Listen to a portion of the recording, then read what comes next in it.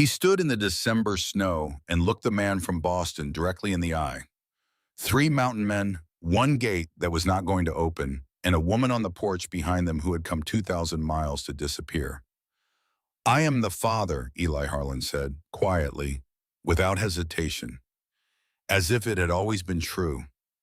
The man with the lawyers and the money and the papers from Massachusetts stood very still. Then he put the envelope back in his pocket, turned around, and left Iron Ridge forever. But to understand why a man would say that you have to go back to a September afternoon 6 months earlier when a young woman stepped off a stagecoach in Millstone Creek with two small trunks, a letter worn soft at the folds, and a secret she was not yet ready to name. This is that story. Three men stood in the yard of the Iron Ridge Ranch on the afternoon of September the 4th, 1873, and none of them spoke. That was not unusual. The Harlan brothers had lived together long enough that silence between them had become something other than absence. It was a language of its own, spoken through the angle of a shoulder, the direction of a gaze, the particular way a man set his jaw when he was thinking something he had not yet decided to say out loud. Eli Harlan stood in the center, a coil of rope half finished in his large hands. He was 43 years old and looked it in the way that men who spend their lives outdoors tend to look their age, not worn down by time, but shaped by it, the way a piece of timber becomes more itself through decades of weather. His hair was dark chestnut, threaded with silver at the temples. His eyes were a pale amber color that could look gold or brown depending on the light.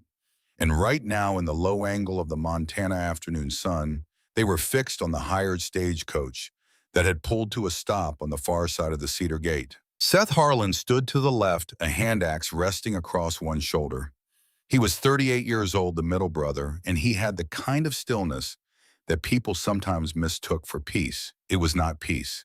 It was the watchfulness of a man who had learned at considerable personal cost that the world presented itself differently from how it actually was, and that the only reasonable response to that knowledge was to stop taking things at face value. Cole Harlan stood to the right. He was the youngest at 32 years of age, and he was the only one of the three who wore anything close to an expression of anticipation on his face. It was Cole who had spent 6 months persuading his eldest brother to place the advertisement in the Western Marriage Gazette. It was Cole who had argued that a house needed people living in it, not just people working in it. And it was Cole who was now standing in the autumn sunlight, wondering whether he had made a terrible mistake or a very good one. The stagecoach door opened. She stepped down, not gracefully and not awkwardly, but carefully, the way a person moves when they have learned that certain actions require more consideration than they used to. She was younger than Cole had expected, though the advertisement had specified no age requirements, and neither had her reply. Her hair was the color of honey left in a jar near a window, loosened from its arrangement by miles of travel. Her eyes, when she looked up and saw the three of them standing there, were a cornflower blue that held no particular surprise. She had, it seemed, prepared herself for whatever she might find. She was wearing a navy traveling dress that had been good quality once and still carried the ghost of that quality through the dust and the creases of 3 days on the road. She held a small bag close against her side. Behind her, the driver unloaded two modest trunks from the luggage rack, and the smallness of those trunks told a kind of story on their own. She stepped forward and then paused just for a moment in the way that people sometimes pause when crossing unfamiliar ground. One hand moved not consciously and not deliberately, but the way a hand moves when the body is checking on something important, something carried and protected. She laid her palm briefly against the front of her dress, a single second, perhaps less. Then she lifted her chin, adjusted her grip on the bag, and walked toward the gate. Eli Harlan saw it. He saw it, and he said nothing. And his face did not change, but somewhere behind his amber eyes, something shifted quietly and without announcement, like a stone that has been resting in one place for a long time, and then, with the passage of water over it, finds itself moved 1 inch to the left. He had seen that gesture before. He had seen it on a woman he loved on a morning in August at a kitchen table when everything in the world had still seemed possible. The memory arrived without invitation and departed just as quickly, leaving behind only the particular kind of ache that does not diminish with time, but simply becomes over the years more familiar, more manageable, never less real. Cole moved first. He stepped forward and lifted the latch on the cedar gate and pushed it open and extended his right hand as she approached. "Miss Whitmore," he said, "I am Cole Harlan, the youngest. Eli sent me to bring you in." She took his hand. Her grip was firm and brief and entirely correct. "Mr. Harlan," she said.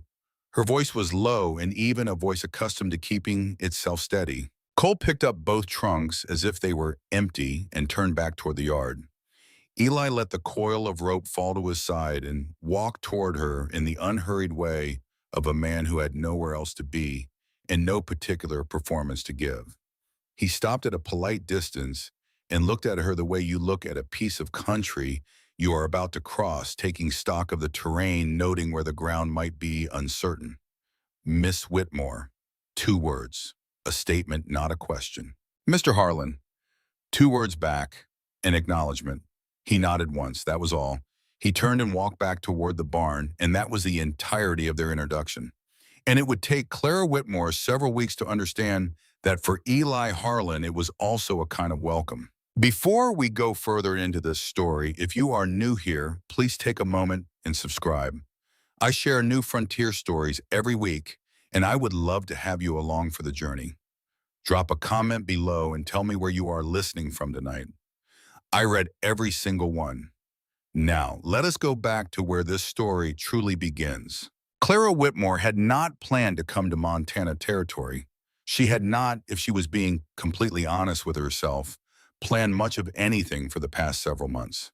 Plans had become a luxury she could no longer afford, not since the morning in early August, when a woman with cool gray eyes in a very deliberate manner had pressed an envelope into her hands and informed her in language that was polite, precisely because politeness was a more effective weapon than anger, that her services were no longer required in the Aldrich household. Her name was Clara Whitmore, and she was 22 years old, and she had been born in the city of Boston, Massachusetts, to a school teacher, father, and a seamstress mother who had both died of cholera within a week of each other 2 years prior.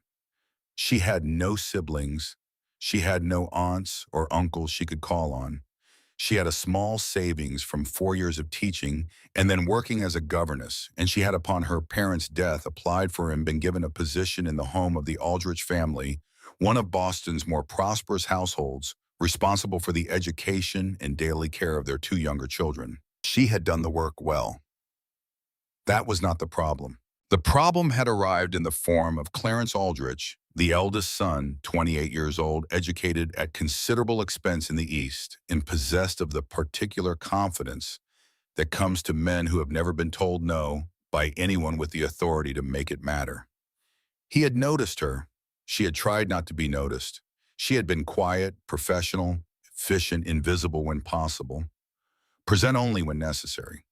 None of it had been sufficient. Some things are understood without being named in full, and what happened in that house in the spring of 1873 is one of them.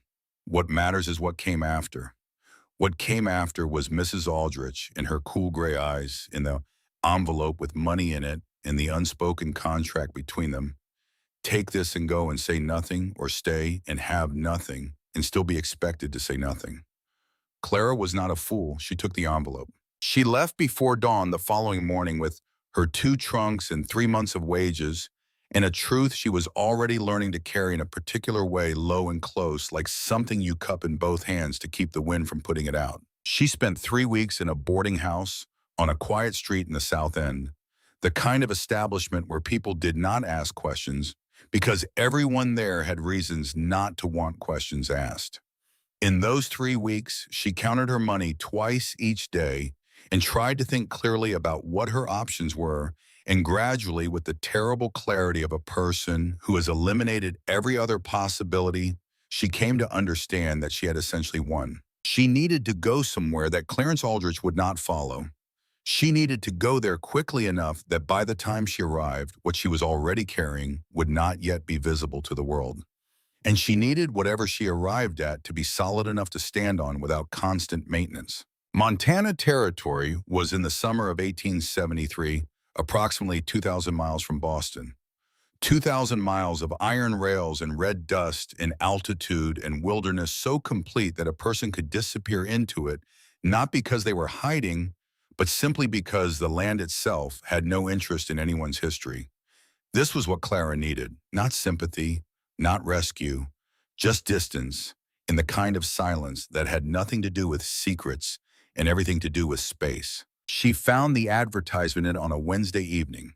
She had been sitting in her small room at the boarding house with a copy of the Western Marriage Gazette that had been left in the hallway by a previous tenant, reading without particular purpose when she came across a notice in the back pages. It was short. There were no embellishments, no promises of beauty or companionship or adventure in the Great West. It read, "I am Eli Harlan. I own a ranch at Iron Ridge, Montana Territory. I am looking for a wife who knows how to work. I will treat you with decency." That was all. She read it twice. Then she read the longer advertisements around it. The ones that promised comfortable homes and kind hearts in the grand adventure of the frontier. And she found that none of them told her anything she believed. The short one told her three things she could actually use. The man had a ranch, which meant land and shelter and the basic materials of survival. He was willing to say honestly that it was hard work, which meant he was not the kind of man who hid difficult truths behind pleasant words. And he had used the word decency, not love, not companionship, not happiness. Decency. At that particular moment in her life, decency was not the consolation prize. It was the thing she needed most. She wrote back the following morning. He replied in 12 days. She bought her train ticket to Helena the week after that. The journey from Boston to Millstone Creek took 11 days, counting the river crossing and the overnight delay outside Bismarck when a section of track washed out. Clara ate sparingly from what she had packed, not from shortage, but from caution rationing everything the way she had been rationing everything lately. Her words, her expressions, her energy keeping as much in reserve as possible for a destination she had not yet seen. The mornings were the hardest part of the journey, but she had already learned to manage them. She woke before the other passengers and sat with her forehead against the window glass and breathed through it, counting slowly, letting the discomfort pass, which it always did by mid-morning, reliable as a tide. What she could not control, she could outlast. That had become her governing principle. She watched the land change outside the windows. The green density of New England giving way to the flat, wide enormity of the Midwest, and then the Midwest opening into something grander and more indifferent, the kind of country that did not notice you passing through it. The mountains appeared on the third day west of Bismarck, distant and blue and enormous, and she pressed her forehead against the glass and looked at them for a long time. They did not know about Boston. They did not know about the Aldrich family or what Clarence had done or what she was carrying because of it. They were simply there as they had been there long before any of the current arrangements of human trouble, and they would be there long after. She found that more comforting than she had expected. Millstone Creek was a town that had been assembled rather than built, the kind of place that came into existence because the land required a certain minimum density of commerce and service and had grown exactly as much as that requirement demanded and no further. One main street, a general store, a telegraph office, a small hotel with a painted sign that needed repainting. A blue house at the far end with a large stand of sage in the front that smelled sharp and clean in the September heat. Cole Harlan was leaning against the post outside the post office when the stagecoach arrived. He looked up when she stepped down with the particular attention of a man who has been told to look for a young woman in a navy dress and has been doing exactly that for the better part of an hour. He was tall, considerably taller than anything she was accustomed to in Boston, with auburn hair that caught the late afternoon light and dark, warm eyes that held no calculation in them. He picked up both her trunks without ceremony and walked them to the wagon. "It is 3 hours from here," he said, climbing up to the driver's bench and offering her a hand up beside him. "The road is rough for the first hour and then better. I apologize in advance for the first hour." "I have had 11 days on a train," she said. I believe I can manage. He glanced at her sideways with something that might have been a smile if he had let it go that far. Then he clicked at the two horses, and the wagon moved forward into the afternoon. They talked some on the road and were quiet some, and neither felt the need to fill the quiet with more words than the quiet deserved. Cole described the ranch honestly and without embellishment, which she appreciated. He said that Eli was a good man, but not an easy one to know that all three brothers had been on the land since their father died 9 years ago, that the ranch had been through some difficult years, but was standing. He told her the winters were serious affairs that required preparation and respect. He did not mention not then what had happened to the woman who had lived in that house before. Some stories belonged to the person who had lived them, and he would let Eli tell her that if Eli ever chose to. Is there anything you would like to know? Cole said somewhere along the middle stretch of road, where the pines grew thick enough on both sides that the light came through in long, pale strip before we get there. She considered the question seriously. Is he a fair man? Cole thought about it the same way with no rush to give an answer before the answer was ready. Yes, he said at last. He is. It may not always look like fairness from the outside. He does not have a lot of soft edges, but he is fair. She nodded and turned back to watch the mountains ahead. Iron Ridge takes care of its own. Cole said not as a sales pitch, but as a piece of information he believed to be true. That is the only way I know how to put it. She filed that away and said nothing, but she did not forget it.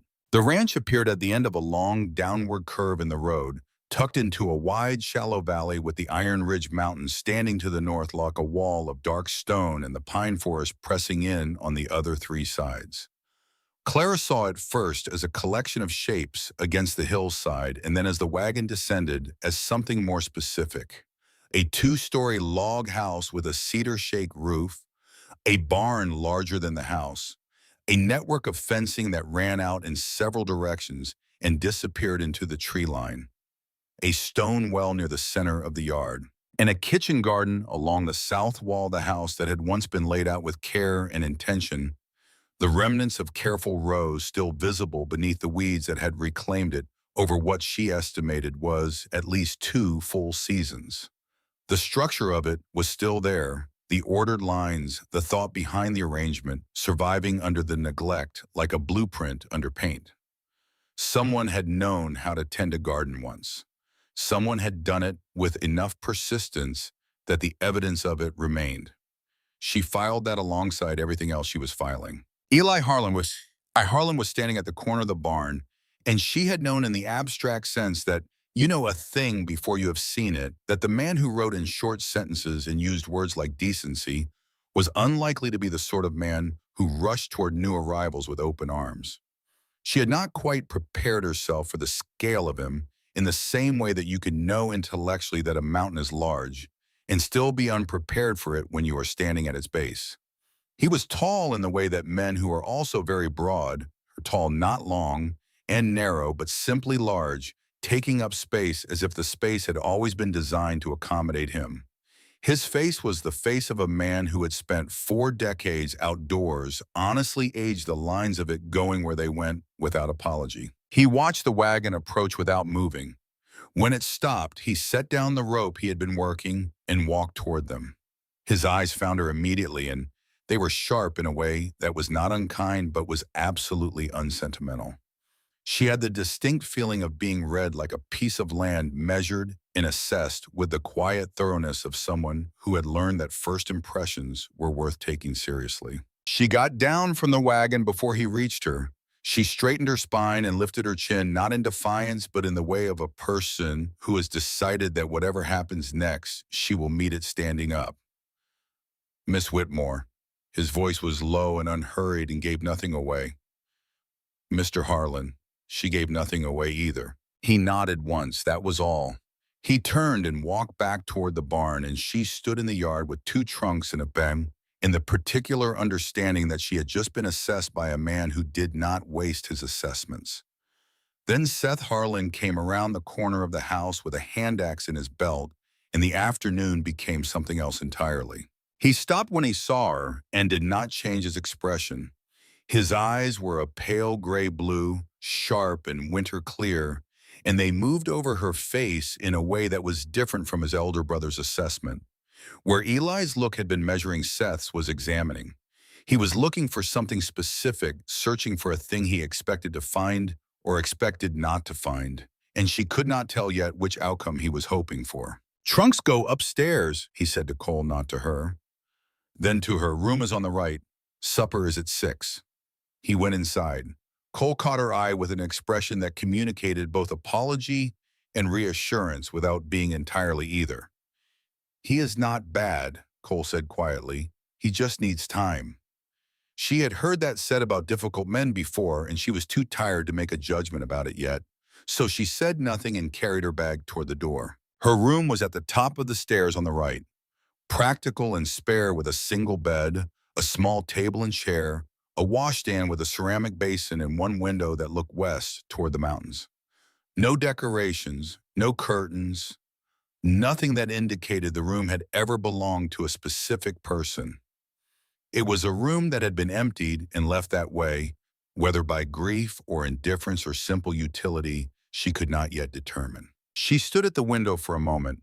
The mountains caught the last of the afternoon light in a way that made them look closer than they were, the ridgelines going orange, and then dark red, and then a deep bruised purple as the sun dropped behind the western range.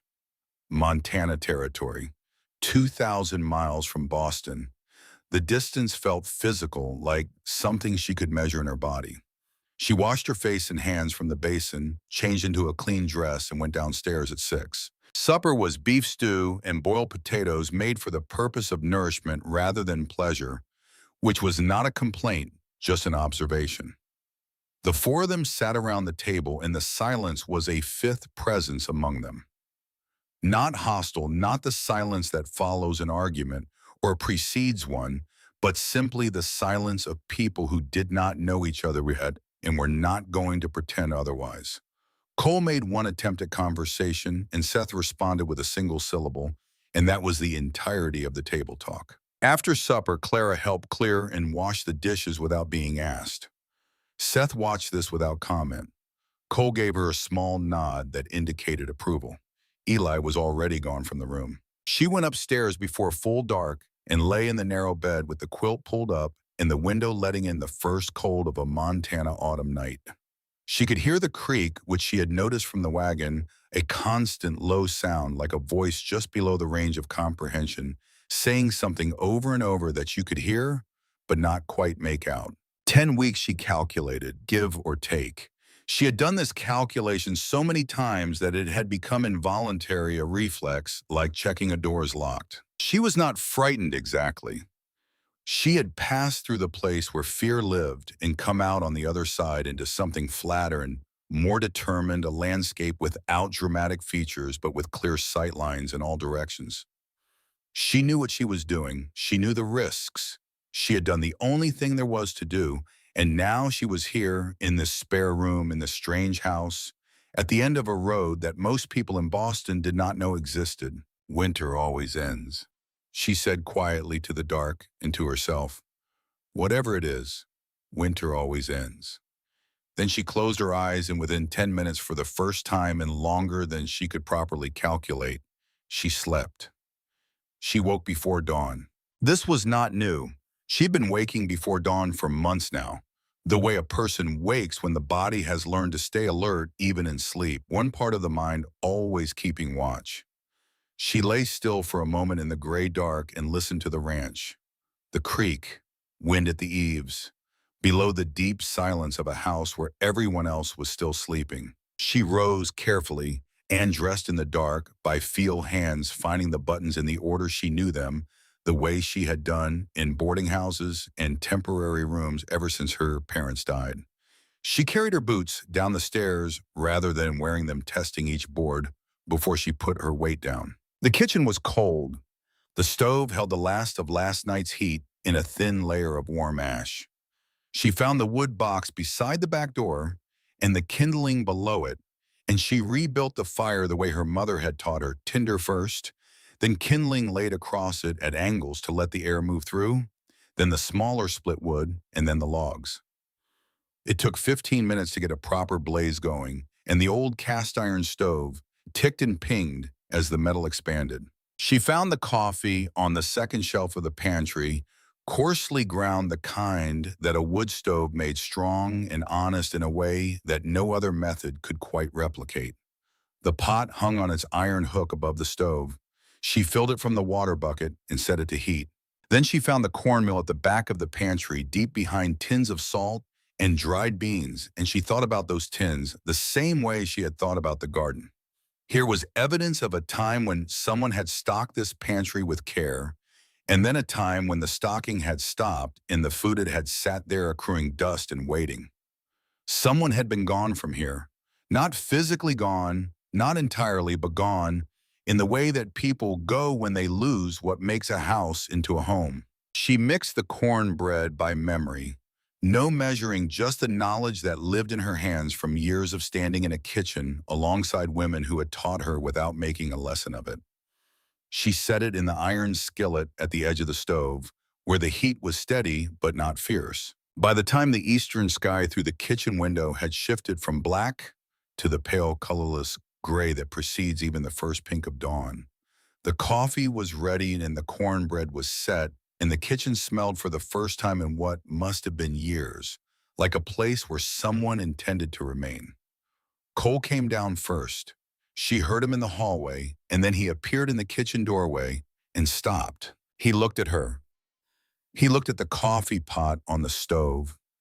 He looked at the skillet.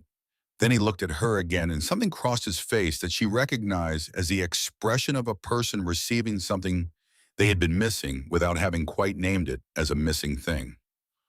"Oh," he said, a small word with a great deal inside it. Seth came next, carrying the weight of recent sleep and moving at his customary pace, which adjusted for no one. He looked at her, looked at the stove, then crossed the kitchen without comment and sat at the table. She could not precisely read his face, but it was not dismissal and it was not hostility, and those two things were enough for now. She set the mugs on the table, and then Eli came down. Heavy, even footsteps on the stairs unhurried the sound of a man with considerable weight behind each step. Then quiet. Then she was aware of him standing in the kitchen doorway, and she did not turn around immediately because she was still pouring the coffee, and she finished pouring before she turned. He was standing very still, not with surprise exactly, but with something more contained than surprise, something that had the shape of surprise but had been managed down into stillness before it could show fully. His amber eyes moved from her to the table to the stove and back to her, and what passed through them in that brief passage she could not name with certainty, but she recognized it the way you recognize a word in a foreign language that you have not spoken in years, somewhere between understanding and the effort of understanding. He crossed the kitchen and sat at the head of the table. He wrapped both hands around the mug, the way a man wraps his hands around something warm when he has been cold for a long time, not with urgency but with thoroughness, and he lifted it and drank. The silence that followed was not empty. It was the silence that falls after something has happened that will need to be thought about at length. Cole ate his cornbread without making anything of it. Seth drank his coffee in even considered sips. Clara stood at the stove and allowed herself to be no more and no less than she was in that moment, which was a woman who had risen before dawn to light someone else's fire, and had done so not because she was told to, but because she understood what a cold stove in a working house meant. Eli set the mug down when it was empty. He pushed back his chair, stood, and as he passed through the kitchen doorway on his way to the yard, he said, without turning around, without slowing, "Iron Ridge takes care of its own. You did right." The door closed behind him. Cole looked at his cornbread. Seth looked at the table. Neither of them said anything, because in this house, that was how you allowed something to count. In the days that followed, Clara worked. She began with what was most obviously neglected and moved methodically from there. The hen house first, because it told her immediately what she needed to know about the rhythm of a working ranch, and because hens are uncomplicated judges of competence. The floor was thick with old straw, and the hens had been laying wherever they felt like it in corners, and under the nesting shelf, and in one ambitious case on a fence post, which she took as a sign of a poultry operation that had been given too much independence for too long. She spent 2 hours in there. She cleaned and rebedded and reset the nesting boxes the way her mother had taught her, dark and low and set apart, because hens lay better when they feel they have made a deliberate choice about it. By the time she emerged into the late morning sun, she had a basket of 11 eggs and the particular satisfaction of a person who has put a disorderly thing into order. Seth walked past while she was carrying the basket toward the house. He glanced at it. He said nothing. But he looked at the hen house for just a moment before he continued on the way.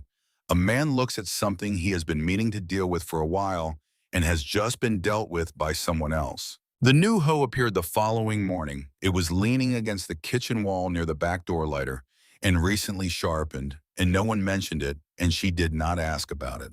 She took it out to the garden. The garden was going to take time. The weeds had had at least 2 full seasons to establish themselves, and some of them had root systems that went down 8 inches or more. She began at the nearest corner and worked inward, not rushing, not trying to accomplish it all in one day, because gardens that are hurried recover poorly. She had time. She intended to use it correctly. Eli passed the garden that first afternoon on his way to the barn and slowed. He looked at the section she had cleared, roughly a quarter of the nearest bed, the dark turned earth sitting in contrast against the surrounding tangle. He stood there for a moment, she noticed, without acknowledging, and then he walked on. The next morning he was out there himself in the far half of the garden with a spade, and he worked in silence while she worked from her end, and neither of them commented on this arrangement, and between the two of them, they cleared an entire bed by noon. She cooked, she cleaned, she managed the kitchen with the steady, practical competence of a woman who had been feeding other people since she was old enough to hold a pot without scalding herself. She made things from what was in the pantry, discovering as she went the full inventory of what was there, and noting mentally what was absent, building a picture of a household that had been maintained at survival level for a long time without anyone taking particular pleasure in the maintaining. Supper became something the table gathered around with slightly more attention. Not that anyone said so, but Cole stopped pretending to read his newspaper while eating. Seth stayed at the table after finishing his meal, something he had not done on the first evening. Eli drank a second cup of coffee. These were small things. She understood, with the instinct of a woman who had spent 4 years reading rooms and people and the spaces between what was said and what was meant, that they were also significant things. On the third day, on an afternoon when the light was long and golden over the ranch, and the air had the particular clarity that Montana autumn produces, as if in apology for the winter terror.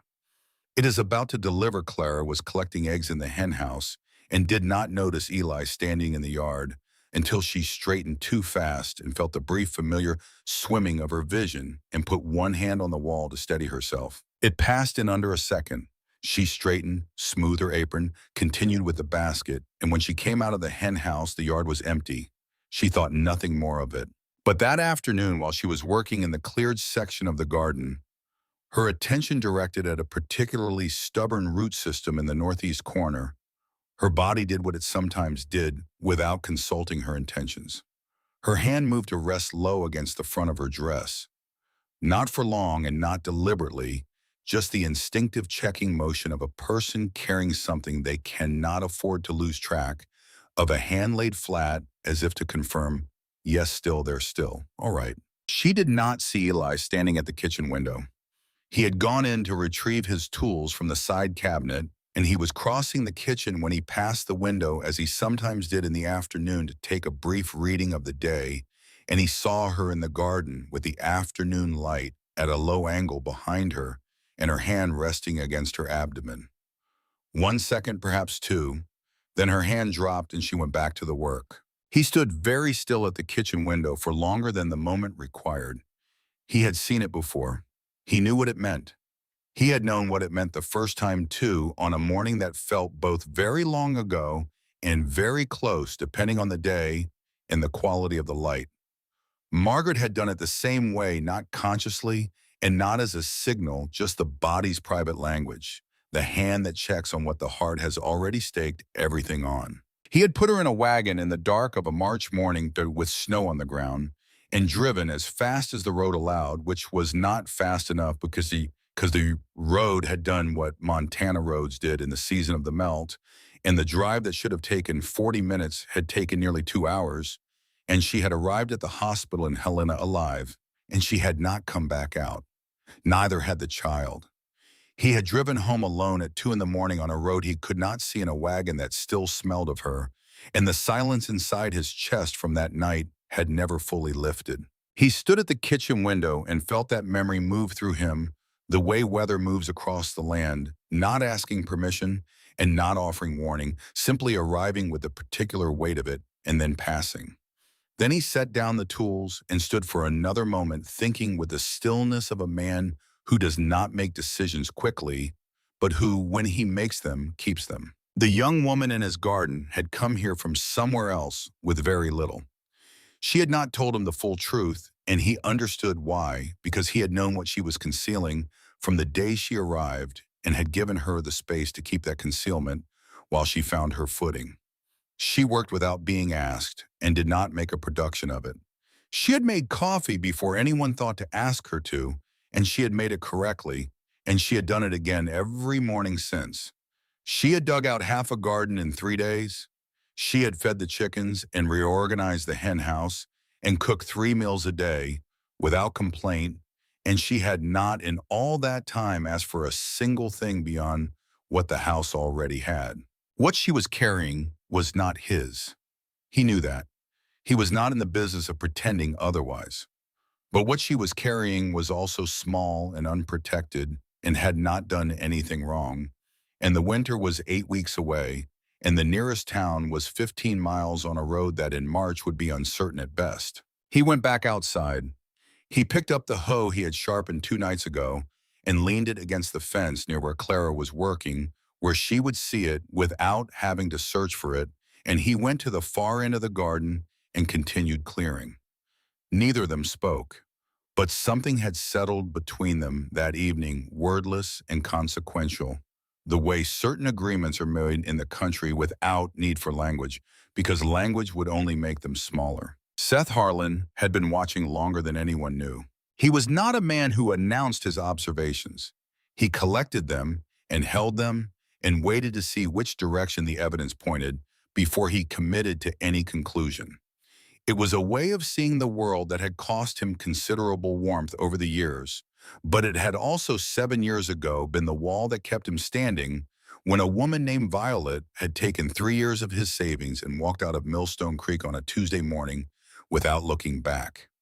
He had been too slow to see it then. He had no intention of being too slow again. He had noticed the morning sickness before Clara thought anyone had. The particular way she stood at the stove some mornings, very still breathing carefully with a control that was too practiced to be accidental. The way she ate at supper, measured and deliberate, taking slightly less than a working person in her situation required. The careful, canted way she rose from a low crouch. The way she occasionally went very still in the middle of a task and then after a moment continued. He had noticed the hand. He had seen it in the garden on the same afternoon that Eli had seen it from the kitchen window, but Seth had seen it from the corner of the barn, where he had been oiling the hinge on the tack room door, a task that did not actually need doing, but had given him a convenient reason to be in that part of the yard at that particular time. He was not certain, not yet, but the evidence was assembling itself in a direction that required him to say something, because Eli was his brother, and this was his house. And whatever was building here, whatever quiet arrangement was forming between the woman in the garden and the oldest Harlan brother, who had spent 3 years closing himself off from everything that had the capacity to hurt him, Seth had a responsibility to know the truth before it went further than either of them could easily walk back from. The question was when and how to ask it, and how to ask it in a way that was fair to the truth without being cruel to the person who was carrying it. He was still working through that calculation that evening at supper, watching Clara pass the bread to Cole and Eli refill his coffee, and the kitchen hold the warmth it now held every evening, in a way it had not held it before she came. And he was thinking about what fairness required of a man, when fairness and loyalty, and the complicated truth of what a house needed were all pointing in slightly different directions. He went to sleep that night with the question unresolved. He lay in the dark of his room, listening to the creek below the property and the wind in the ridge pines, and he thought about what decency looked like when the situation was not simple, and he turned it over and over in the way of a man who has been wrong before and has no interest in being wrong again in either direction. He did not know yet what he would say to her when the morning came, but he knew what he was going to do when it did. On the other side of the thin log wall in the room that had not belonged to anyone since Margaret died, Clara Whitmore lay with her hand flat against her abdomen and listened to the same creak, the same wind, the same dark house settling into the cold night around her.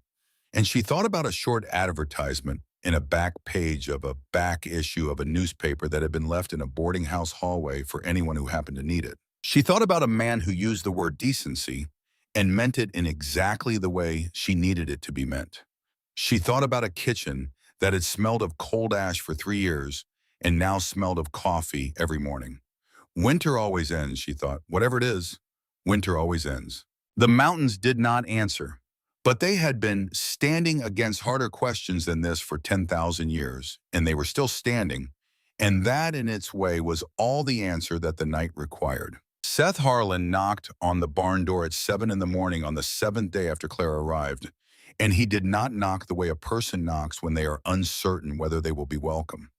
He knocked the way a man knocks when he has thought about something long enough and reached the point where thinking alone will no longer serve him. Clara was inside measuring out the morning feed for the 3 horses in the row stalls, a task Cole had shown her 2 days prior with the relaxed efficiency of a man who assumes that if you show a person something once and they are paying attention, they will not need to be shown again. She had been paying attention. The horses had confirmed this by accepting her presence with the calm of animals who have no strong feelings either way about who brings their breakfast provided it arrives. She heard the knock and the door open, and Seth filled the frame, the way Seth always filled doorways, not dramatically but completely, the breath of him occupying the available space as a fact rather than a gesture. Miss Whitmore. Mr. Harlan.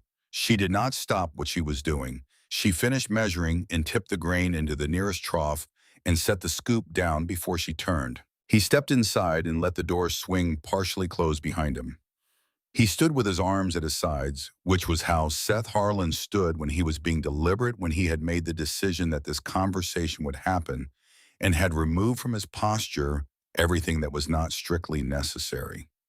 His pale gray eyes were direct and entirely without cruelty, which was something she noted and filed carefully because the absence of cruelty in a hard conversation is not a small thing.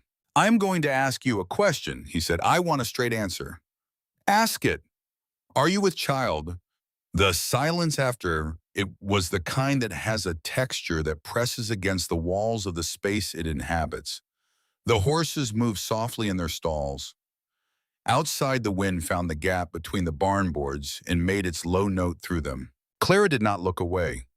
She had thought in the night since arriving about what she would say when this moment came because she had always known it would come, had counted on it coming sooner rather than later. Because these were observant men in a way that city men generally were not, men whose survival had for decades depended on their ability to read the land and the weather and the creatures around them with accuracy and without sentiment. She had thought about deflecting. She had thought about partial truths. She had arrived over the course of those nights at the same conclusion each time. "Yes," she said. Seth breathed in once through his nose. His jaw moved in the small way of a man who has been confirmed in a thing he was not entirely glad to be confirmed in. "You came here knowing this." "I did." "With what intention?" "To work," she said, "to earn my place, to give the child somewhere to come into the world that is not a boarding house or a charity ward or a situation where someone with money and lawyers will be able to take it from me the moment it arrives." She kept her voice level the way she kept many things level by holding them steady from the inside. "I did not come to deceive your brethren. I came because I had no other direction to go, and this one had a man who said he would treat me decently, and that was worth more to me at that point than I can explain to you in simple terms." Seth was quiet for a moment. His eyes were doing their examining again, moving over her face with the patience of someone who is not satisfied with surface readings. "The father," he said, "is he looking for you?" Something shifted in her expression, small and quickly controlled. "I do not know," she said. "Not yet. But it is possible. It is possible." He looked at her for another long moment. Then something changed, not softened exactly, but recalibrated the way the setting on a scale adjusts when new information has been placed on it. "I am going to tell Eli," he said. "I know. He deserves to know the full situation before he is any further into it." "Yes," she said, "he does." Seth looked at her for one more moment, and she held his gaze, and neither of them flinched. And that was the end of the conversation. He turned and pushed through the barn door, and she stood in the near dark with the horses moving around her and her heart doing what hearts do when the thing you have been waiting for has finally arrived and is no longer in the waiting, but in the present tense, which is always harder. She went back to feeding the horses. It was the only reasonable thing to do. Seth found Eli in the north pasture resetting a fence post that had heaved out of the ground with the first frost. The work required a maul and considerable force and a certain quality of focused physical attention that was one of the few things in Eli Harlan's experience that functioned as a reliable substitute for thinking. He had been at it for an hour. Seth stood at the edge of the cleared ground and said what he had to say in the direct, stripped-down manner he applied to everything that mattered, no preamble and no softening. He told his brother what he had found and what Clara had confirmed and what he thought the implications were. Eli let him finish. He set them all down in the grass and stood with his hands on the top rail of the fence he had just reset, looking north at the ridge that gave the ranch its name, which was doing what it always did in the early autumn morning, standing there. "I know," he said. Seth went very still. "Since when?" "Second day." The silence between the brothers had a specific quality to it. The silence of two men who have lived long enough in each other's company to understand what is being communicated below the surface of what is being said. "You knew and said nothing," Seth said. It was not an accusation. It was a question dressed as a statement. "I was thinking." And Eli turned the post top in his hand once. "She stays." Seth exhaled through his nose, the sound of a man who is absorbing a decision rather than contesting it. "She is carrying another man's child." "She is," Eli said. "The child did not choose that, neither did she by the look of it." He turned from the fence and picked up the maul. "She has been here a week. She lit the fire before anyone was awake. She cleared a quarter of that garden in 2 days. She cooked food worth eating without being asked and has not made a production of any of it." He looked at his brother. "She is not what you are afraid she is." Seth was quiet. "She is not Violet," Eli said. "And I will not manage this house or this decision through the lens of a thing that happened 7 years ago to a different man in a different situation." Seth held his brother's gaze for a moment, measuring. Then he looked away toward the tree line and was quiet for a while. "The father might come," he said. "Then we will deal with that when it comes." "And the arrangement, the advertisement." "The arrangement stands," Eli said. "As long as she is willing and able. She came here looking for decent ground. This is decent ground." He hefted the maul. "She stays. That is the decision." Seth stood for another moment in the autumn morning, turning it over with the thoroughness he applied to everything. Then, not warmly, but with the particular weight of a man whose word means something precisely because he does not give it casually. "All right." He walked back toward the barn.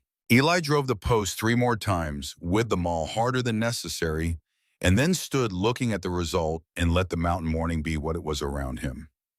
He told Clara that evening, sitting on the rear porch after supper, while Cole washed the dishes inside and Seth had gone to check the gate latches, which was something Seth did when he needed to be alone with a decision he had already made and was in the process of making peace with. He told her she was staying. He told her the arrangement was not changed. He asked her in plain terms to tell him as much of the truth as she was able to about the father and the risk of pursuit because he needed to understand the full shape of what they were dealing with. He said this not as a condition, but as a practical matter, the way a man consults a map before he begins a journey he cannot turn back from. She told him most of it, not the hardest parts, not yet, but the architecture of it, the shape, and the danger in the name. Clarence Aldrich, she said, Boston, a family with money and the kind of connections that money keeps. She had left without telling anyone where she was going, but she was not certain that would be enough. Eli listened to all of it without interrupting. When she was done, he sat for a moment in the particular quality of quiet that characterized him at his most serious, which was not like the quiet of a man with nothing to say, but the quiet of a man with a great deal to say who is choosing carefully. Is there a doctor here, she said, or someone who handles this sort of thing? Someone who knows about women and children. Martha Goodwin, he said, in Millstone Creek. She has been the midwife in this county for 40 years. She will not ask you for more than you want to give, and she will not repeat what you tell her. He looked at her. We will go tomorrow morning if the weather holds. She nodded. And the arrangement, he said. You understand what I mean when I say it stands. I understand, she said. He stood from the porch rail. Iron Ridge takes care of its own, he said, with the quietness of a man stating a thing he has believed for a long time. That includes what you are carrying. He went inside. Clara sat on the porch in the cooling dark and listened to the creek below the property, and did not try to hold everything she was feeling in any organized way. Just let it exist in whatever shape it needed to exist, in which was not one shape, but many layered and overlapping and not entirely nameable. After a while, the feeling settled into something simpler. Not happiness exactly, not relief. Something underneath both of those. Something closer to the sensation of solid ground. They rode into Millstone Creek the following morning, Eli on the buckskin and Clara on the smaller roan that Cole had saddled for her before light and pronounced steady enough for the road, which turned out to be an accurate assessment. The sky was clear and cold and very blue, and the mountain light came in at the low, flat angle of autumn, turning everything it touched briefly and specifically golden before moving on. They rode mostly without talking. The road demanded attention in certain sections, and in others it was simply road-red dirt between green walls of pine, and in those sections she was aware of his presence beside her, not as an intrusion, but as a kind of anchor, a fixed point in a landscape that was still new enough to feel slightly unreal. Near the edge of town, she said, You do not have to wait if you have business.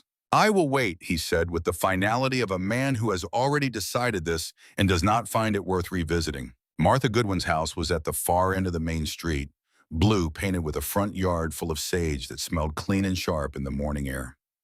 Martha herself opened the door before they reached it, a small woman with white hair and large, capable hands, and eyes so sharp that looking into them felt briefly like being assessed by something ancient and practical and in no hurry. She looked at Clara for 2 seconds and then at Eli and said, Come in, girl. Eli, you can wait outside. Eli sat down on the porch steps and put his hat on his knee and looked at the quiet street of Millstone Creek with the patience of a man who has spent his life waiting on things that required waiting. Inside, in a room that smelled of dried herbs and old wood, in the particular clean scent of a place where difficult things had been faced with competence across many years, Martha Goodwin asked her questions with the directness of a woman who understood that clarity was a form of kindness.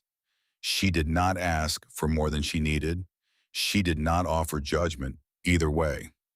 She listened to what Clara told her, all of it this time, more than she had told Eli on the porch the previous evening, and the older woman absorbed it in the unhurried way of someone who has heard versions of most human troubles and has learned that the specific details matter less than the person telling them. 10 weeks, Martha said when the examination was done. Maybe 11. The child is well. You are thin and you are tired in a way that is more than walking, but that is manageable. She reached up and set both hands briefly at Clara's temples. Her eyes closed, something private passing through the gesture. Then she opened her eyes and sat back. You need more food than you have been allowing yourself, more sleep, and you need to stop pretending that the heavy work does not cost you more than it used to. I will, Clara said. That is not a question of will, Martha said without unkindness. It is a question of arithmetic. Your body is doing two jobs now. You cannot indefinitely give it the resources for one and expect both to continue. She went to the back room and returned with a small cloth pouch. Steep this in hot water every morning. Take it slow. It will help with the sickness. She sat down across from Clara and looked at her with those old sharp eyes. The man outside. He knows. He knows. And he is keeping you. He is. Martha was quiet for a moment. Something moved in her expression that was not quite a smile and not quite sadness, but something in the territory between the two, the expression of a woman who has watched human beings surprise each other for 7 decades and has not tired of it. He lost a wife in childbirth 3 years ago, she said softly. Margaret. She was a good woman and he was a good husband to her, and the loss was the kind that does not finish. She looked at Clara steadily. I am not telling you this for any reason except that you should understand what you are standing in the middle of. What you are carrying will not be simple for him, but he is keeping you, which means he has decided to be larger than his grief, which is not a small thing. Clara looked at the window and at the light coming through it and thought about the kitchen and the coffee and the garden and the hoe that had appeared without explanation against the wall. I know, she said quietly. Martha walked her to the door. On the porch, she looked at Eli sitting on the bottom step and said simply, She is well. The child is well. Make sure she eats. Then she went back inside because Martha Goodwin did not linger at the edges of other people's important moments. Eli stood and offered his hand to help her down the step, in open palm unhurried, making no more of it than it was. She took it and stepped down, and he released it without ceremony, and they walked to the horses. They were a mile out of town when she said, I should have told you before I came. He was quiet for a moment, the horses finding their own pace on the familiar road. Then he said words that came out of him the way things come out of very reserved men, slowly and with considerable weight behind them. I knew already. Earlier. She looked at him. How early? The day you arrived. He kept his eyes on the road ahead. The Waka stepped down from the coach, a gesture. He paused. I had seen it before. She understood what he meant by that without needing him to complete the sentence, because she had been told about Margaret that morning, and she was not a woman who needed things explained to her twice. You knew from the first day, she said, and you let me stay. I let you stay. The pine forest moved past them on both sides, the light coming through in long columns that fell across the road, and their horses and the red dirt in alternating patterns of warmth and shade. Why, she said not accusingly, but the way a person asks when the answer matters. He considered it in his particular way, giving the question the time it deserved. The child needed solid ground, he said at last, and a person who does not have solid ground under them cannot be expected to behave as if they do. He looked at her then briefly and directly. You had no solid ground. You needed somewhere to stand before anything else could happen. This place can be that. She looked at the road ahead and did not speak for a while. Iron Ridge takes care of its own, he said, not as a reminder, but as a completion of something he had begun on the first day and was now finishing. She heard it land and let it stay where it landed. The days built themselves one on top of the other in the way that the best days do, through accumulation rather than declaration. Clara worked, and the work was real and physical and satisfying in the way that work with tangible results is satisfying, which is a different kind of satisfaction than the work she had done in the Aldrich house, where the results were always invisible and the standards were always shifting. She finished clearing the garden.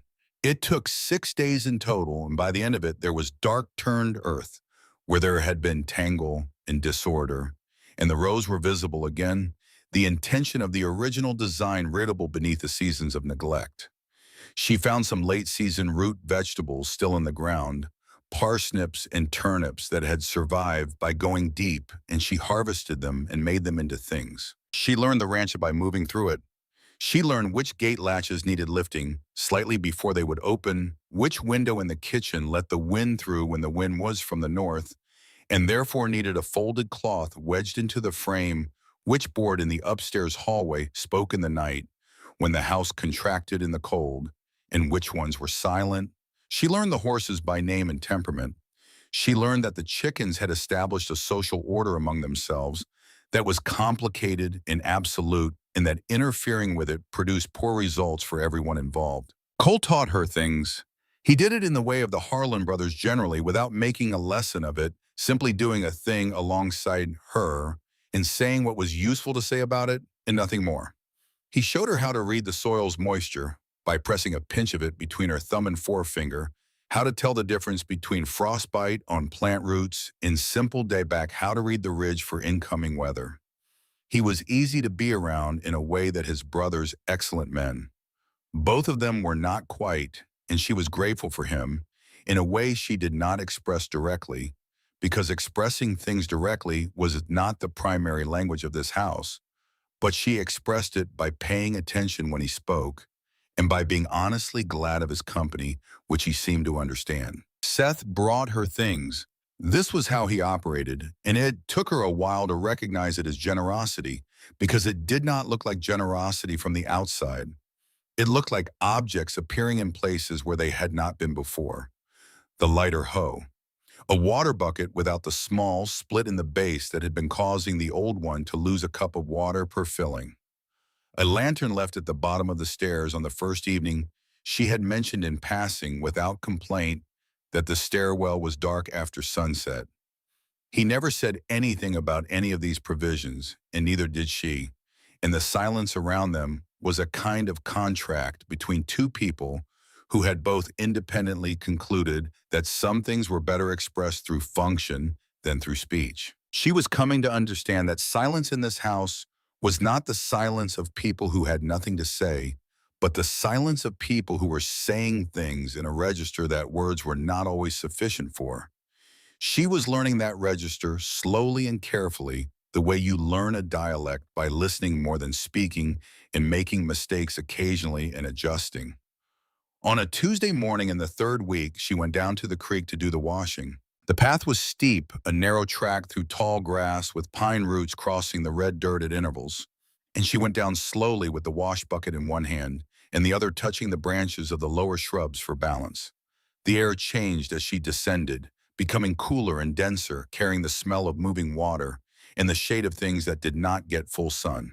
The creek was not wide, perhaps 8 feet at its broadest, running clear over rounded stones in that particular way of mountain water that has a direction and a purpose and no interest in detours. The near bank was a wide, flat rock worn smooth by decades of water, exactly the right surface for what she had come to do. She set the bucket down and stood for a moment. She had not stood still in the open air for a month, not without a task immediately at hand or a destination immediately ahead.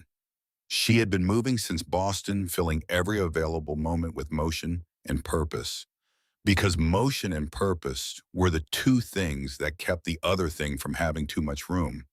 But this morning, with the water running and the birds doing their unhurried business in the trees above, and the light coming through the canopy in thin strips of gold, she stopped. She washed the clothes slowly, working through the rhythm of it, the soap and the scrubbing and the wringing and the piling, and somewhere in the middle of it, her mind went quiet in a way it had not gone quiet in a very long time. The way a room goes quiet when the last person who was busy in it finally sits down. She washed Cole's shirts and Seth's work trousers and the kitchen rags and the tablecloth, and then without particularly deciding to, she picked up the 2 shirts of Eli's that had been left in the basin and began washing those as well, because they were there and because in a house you take care of what surrounds you, and the responsibility for the things around you does not require a formal arrangement. She was on the 2nd shirt when it arrived the way it sometimes arrived without announcement. First a slow heat at the back of her neck, then the world tipping gently to one side. She pressed one hand against the cool, flat rock and breathed, counting, waiting. When it passed, she was still sitting, the shirt in her lap, the water running past her feet, and she was aware of something That was not the nausea and not the dizziness, but was underneath both of them, something she had been running from for months and had finally caught up with her here at this creek in this silence.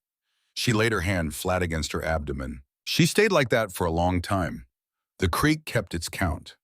The birds maintained their positions in the argument she was not party to. And what had been hovering at the edge of her conscious life for 10 weeks, circling and circling without landing, finally came to rest. This child had not asked for any of this, had not asked for a father who would one day have to be explained, or a mother who had fled 2,000 miles in the wrong season, or a start that it was composed more of desperation than design. This child had simply arrived, was simply becoming in the quiet and involuntary way that life arrives and becomes, insisting on nothing more complicated than the chance to continue. The tears came without drama. They came the way certain things come when you have been too busy surviving to let them come properly, sliding down her face in the silence of a woman who is not performing anything for anyone, not even herself. She cried the way the creek ran continuously and without announcement because the creek did not need an audience and neither did she. Cole Harlan stood in the trees above the creek bank and did not move. He had come down to check a rabbit snare he had set near the water 3 days ago, and he had come down quietly because he had learned early in life that the woods rewarded quietness, and he had seen her below him on the flat rock before she had heard him and he had stopped. He was not a man who eavesdropped or intruded on private things, but he was also not a man who walked away from someone in the moment they most needed a witness, even a witness they could not see. He stood in the trees.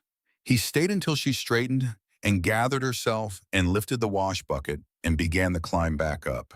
He slipped away along the upper path before she reached the top.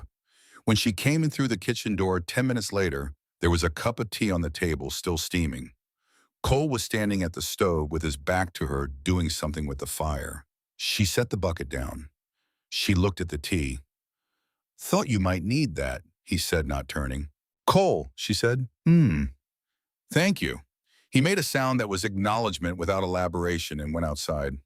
She sat down with the tea and held it in both hands and let the warmth run through her palms and thought that there were different kinds of decency in the world, and this house had more than one variety of it. That afternoon, Eli was not in the field or the barn or the house. She found him at the end of the day, standing at the edge of the yard, looking north in the particular posture she had come to recognize as his listening posture, the posture he assumed when he was taking a reading of something that required full attention. She walked out and stood beside him. He did not look at her, but he did not seem surprised she was there. He pointed north where the mountains caught the last light in layers, the near ridge copper and the far ones going gray. "See the cloud at the top of the second ridge," he said, "the way it sits, not moving with the rest of the sky." She looked. "I see it." "That is not weather," he said. "That is the mountain cooling faster than the air around it and the moisture in the air finding the cold surface. By morning there will be frost on the high pasture." She looked at it for a while. "How do you learn that?" "By being wrong first," he said, "a great many times, and then by being right often enough that the pattern becomes available to you." He looked at the ridge for a moment more. "The land talks," he said, "in the same register as most things that matter. Too quiet to hear if you are making noise." She thought about that. "Winter always ends," she said after a moment, not to him specifically and not to herself specifically, but to the space between them which had become over 3 weeks, a space where certain things could be said without requiring a response. He looked at her, then briefly and directly. "Yes," he said, "it does." They stood in the last of the light until the mountains went dark, and then they went inside. The storm came in the third week of October, and it came the way serious mountain storms come, without the gradual buildup of something giving fair warning, but with the sudden full commitment of a thing that has been organizing itself out of sight and then arrives all at once. It began at midnight on a Wednesday with rain that drove horizontally against the boards of every structure on the property, and it escalated quickly into something louder and colder and considerably more thorough. Eli woke when it started. He lay still for a moment, listening to the rain on the roof and the creak, which had been a low, constant presence for weeks and was now something audible from inside with the windows closed. He got up, pulled on his boots, lit the lantern, and went to check the low ground. The barn was higher than the creek by 12 feet, which was adequate for most rains. The smokehouse was fine, the root cellar was elevated. The area behind the second corral, where the drainage from the north pasture ran through before reaching the creek, was already running fast and spreading. He crossed the yard through the rain to the barn. He knocked at the small door set into the main barn door, where the light was still visible through the gap at the bottom. Clara. The light shifted. The door opened.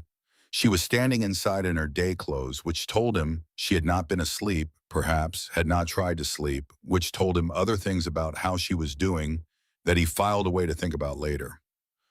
The creek will overtop its bank by morning, he said. The water will not reach the house, but it will reach the lower ground around the barn. You need to come inside. She looked at the rain behind him for a moment, then at the dark beyond the yard. I do not want to be a bother, she said, which was the third or fourth time she had said something of that variety, since arriving always in the moments when accepting help would have cost her nothing, and given her something she needed, which he had come to understand was a habit formed by years of being in situations where asking for things had consequences. You are not, he said, and he said it with the finality of a man who does not negotiate this kind of thing. There is a room. Come. She gathered what she needed in 2 minutes, which confirmed something he had already suspected, that she had learned to pack quickly and without excess, the way people learn when they have had to leave place before they were ready. He carried her bag and held the lantern, and they crossed the yard through the rain that was now heavy enough to find all the gaps in ordinary clothing within 30 seconds. The spare room was at the end of the upper hall past the landing and the other 2 bedrooms, and he had not opened it in 3 years, not for any practical purpose, not casually, not at all. He opened it now and held the lantern in to light the space before she entered. It was not a blank room. There was a curtain at the window that had once been bright and was now the honest, faded color of fabric left in a mountain house through many seasons. There was a small mirror and a chair that matched nothing else in the house and had been in that spot for as long as he could remember, for no reason he had ever been able to determine. And on the bed, folded back at the corner, as if the person who had last slept there had left in the morning expecting to return by evening, was a quilt. Clara stopped in the doorway. The quilt was made of dozens of small pieces of fabric, each one different, cut from what had clearly been a variety of garments, many colors and patterns assembled with patience and considerable skill into something that was entirely coherent, the kind of object that takes months to make properly, the kind that gets made in winter evenings when there is nothing else demanding hands and the fire is good. She looked at it without speaking for a moment. Then she looked at him. It was Margaret's, he said. He said it not because it needed to be said, but because not saying it seemed like a small dishonesty. She made it. Clara was quiet. She looked at the quilt again. Sleep here, he said. I am in the next room if anything is needed. He left and pulled the door most of the way closed and stood in the dark hallway for a moment, listening to the rain on the roof above him. Then he went to his own room and sat on the edge of his own bed in the dark with the lantern off, listening to the rain and to the creek below, and to the quiet of a house that had 2 people sleeping in it for the first time in 3 years, separated by a single wall in the thickness of time. He did not sleep for a long time, but it was not the sleeplessness of misery. It was the sleeplessness of a man who is in the presence of something new and is trying to take its measure honestly without hurry, without pretending to certainty he had not yet earned. Clara lay in the room that had been Margaret's and pulled the quilt up to her shoulders. It smelled of cedar from the chest it must have been stored in, and faintly and possibly only in her imagination of something else, something older, a fragrance she could not name. Under her hands the cloth was soft with use and care, the seams as tight as the day they were made. Winter always ends, she said quietly to the rain, and to the quilt, and to whatever remained in this room of the woman who had made it.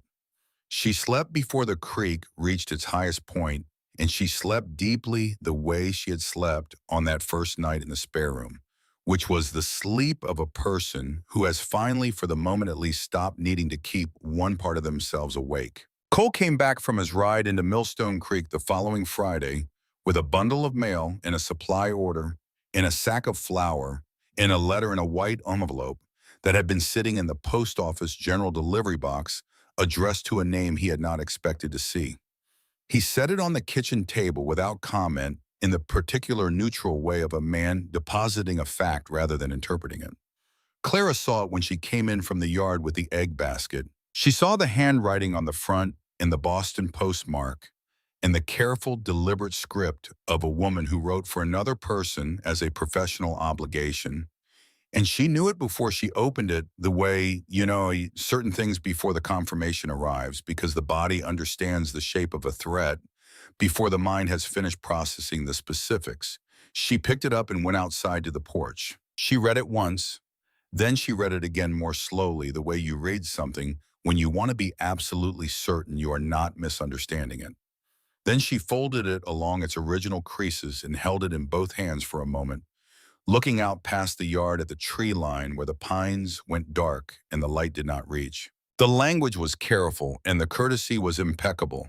And underneath, both clear as water over stone, was the meaning that was not quite stated, but did not need to be stated, because the people who wrote letters like this understood that the most effective threats wore the costume of concern. The Aldrich family knew she had come west. They knew she was in Montana territory. They wanted her to understand that certain arrangements were being considered to ensure the welfare of whatever she might currently be carrying. They would expect a response. If no response was forthcoming within a reasonable period, they would take actions that the family felt were appropriate to the circumstances. Eli came around the corner of the house from the south pasture and stopped when he saw her standing on the porch with her face in the particular arrangement it was in, which was not fear and not grief, but the face of a person doing rapid and serious calculation. He came up the porch steps and stood beside her, and she held out the letter without speaking. He read it standing there. His face did not change in any dramatic way while he read it, which she had come to understand was not the same as the letter having no effect on him, but rather was the effect being absorbed and managed before it became visible, the way a deep foundation absorbs a heavy load without showing the effort in its surface. He folded the letter and held it for a moment, looking at the tree line. "His name," he said. "Clarence Aldrich," she said. "His family has money. They have lawyers in Boston and New York. He is not coming himself, not yet. But if I do not respond, what he is entitled to," Eli said with a quietness that was in no way mild, "and what he will receive are two different things." He said it not as a reassurance, but as a practical statement, the assessment of a man who has worked a piece of land for 20 years and understands what it means to hold ground. She looked at him. "Iron Ridge takes care of its own," he said. "That has not changed." He handed her the letter back and went inside and through the kitchen window. A few minutes later, she heard him speaking to Cole in a low, even voice, and she did not hear all of it, but she heard enough to understand that they were already working through what would need to be done. The way men who have kept a difficult piece of country alive through difficult years work through problems methodically and without panic, and with the steady, purposeful calm of people who have decided that whatever comes next, they are not moving. She stayed on the porch until the light changed, and the smell of the supper Cole was making came through the kitchen door in the creek below. The property went on with its perpetual accounting. And she thought about the letter in her hand and the man inside who had not asked her what she had done to bring this on herself, who had read a threat and immediately begun thinking about how to answer it. She thought about what Martha had said about a man who had decided to be larger than his grief. She folded the letter and put it in her pocket and went inside. The kitchen was warm. Cole was at the stove. Seth was at the table with a piece of harness leather and a long needle mending something with the same focused attention he brought to everything.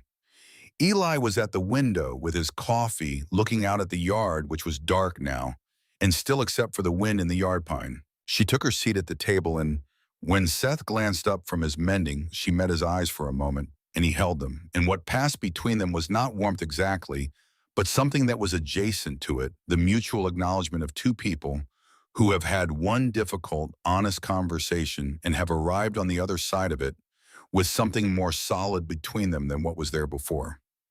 "Supper in 10 minutes, Cole said. Outside, the night deepened over the ranch. The mountains stood in the dark to the north Iron Ridge, solid and immovable, carrying the weight of the sky the way they always had, without complaint, without request for acknowledgement, simply bearing what was theirs to bear. The creek ran, the fire held. Somewhere down the road and many seasons away, winter was already beginning to end. October deepened into November, and the light changed in the way that mountain light changes when the season turns in earnest, not gradually, but with a kind of decision to it, the sun dropping lower each morning and the shadows arriving earlier each afternoon, until the yard was in shade by 3 o'clock and the temperature dropped fast enough after that to remind you that the warmth of midday had never been a promise. Clara worked through it. She had always worked through things, and this was no different, except that her body now made certain demands on the working that had not existed before, small recalibrations required by the second life she was carrying. She used the lighter hose Seth had left without comment. She sat down on the low stool that had appeared in the kitchen beside the dry sink, which was the right height for the work that happened there, and which no one had used before because no one had been doing that work. She took her time on the stairs. She accepted these accommodations the way she had learned to accept the goodwill of this house, without making a ceremony of it and without pretending it was unnecessary. The mornings were still difficult, but shorter now. 5 minutes of steadying herself instead of 20, and Martha's herbs in the hot water before anything else helped, in the way that simple practical things help. When the body is doing something it has never done before and needs time to learn its own new requirements. She understood with increasing clarity, going to be all right. Not because nothing bad could happen, things could always happen, but because she was not alone with it anymore. And the difference between facing a hard thing alone and facing it with people around you who have decided you are worth facing it with is not a small difference.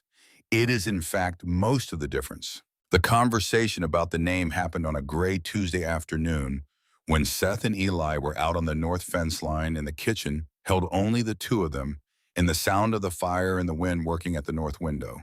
Cole was at the table with a piece of worn leather and a small tool, repairing a strap with the focused patience he brought to everything he made with his hands.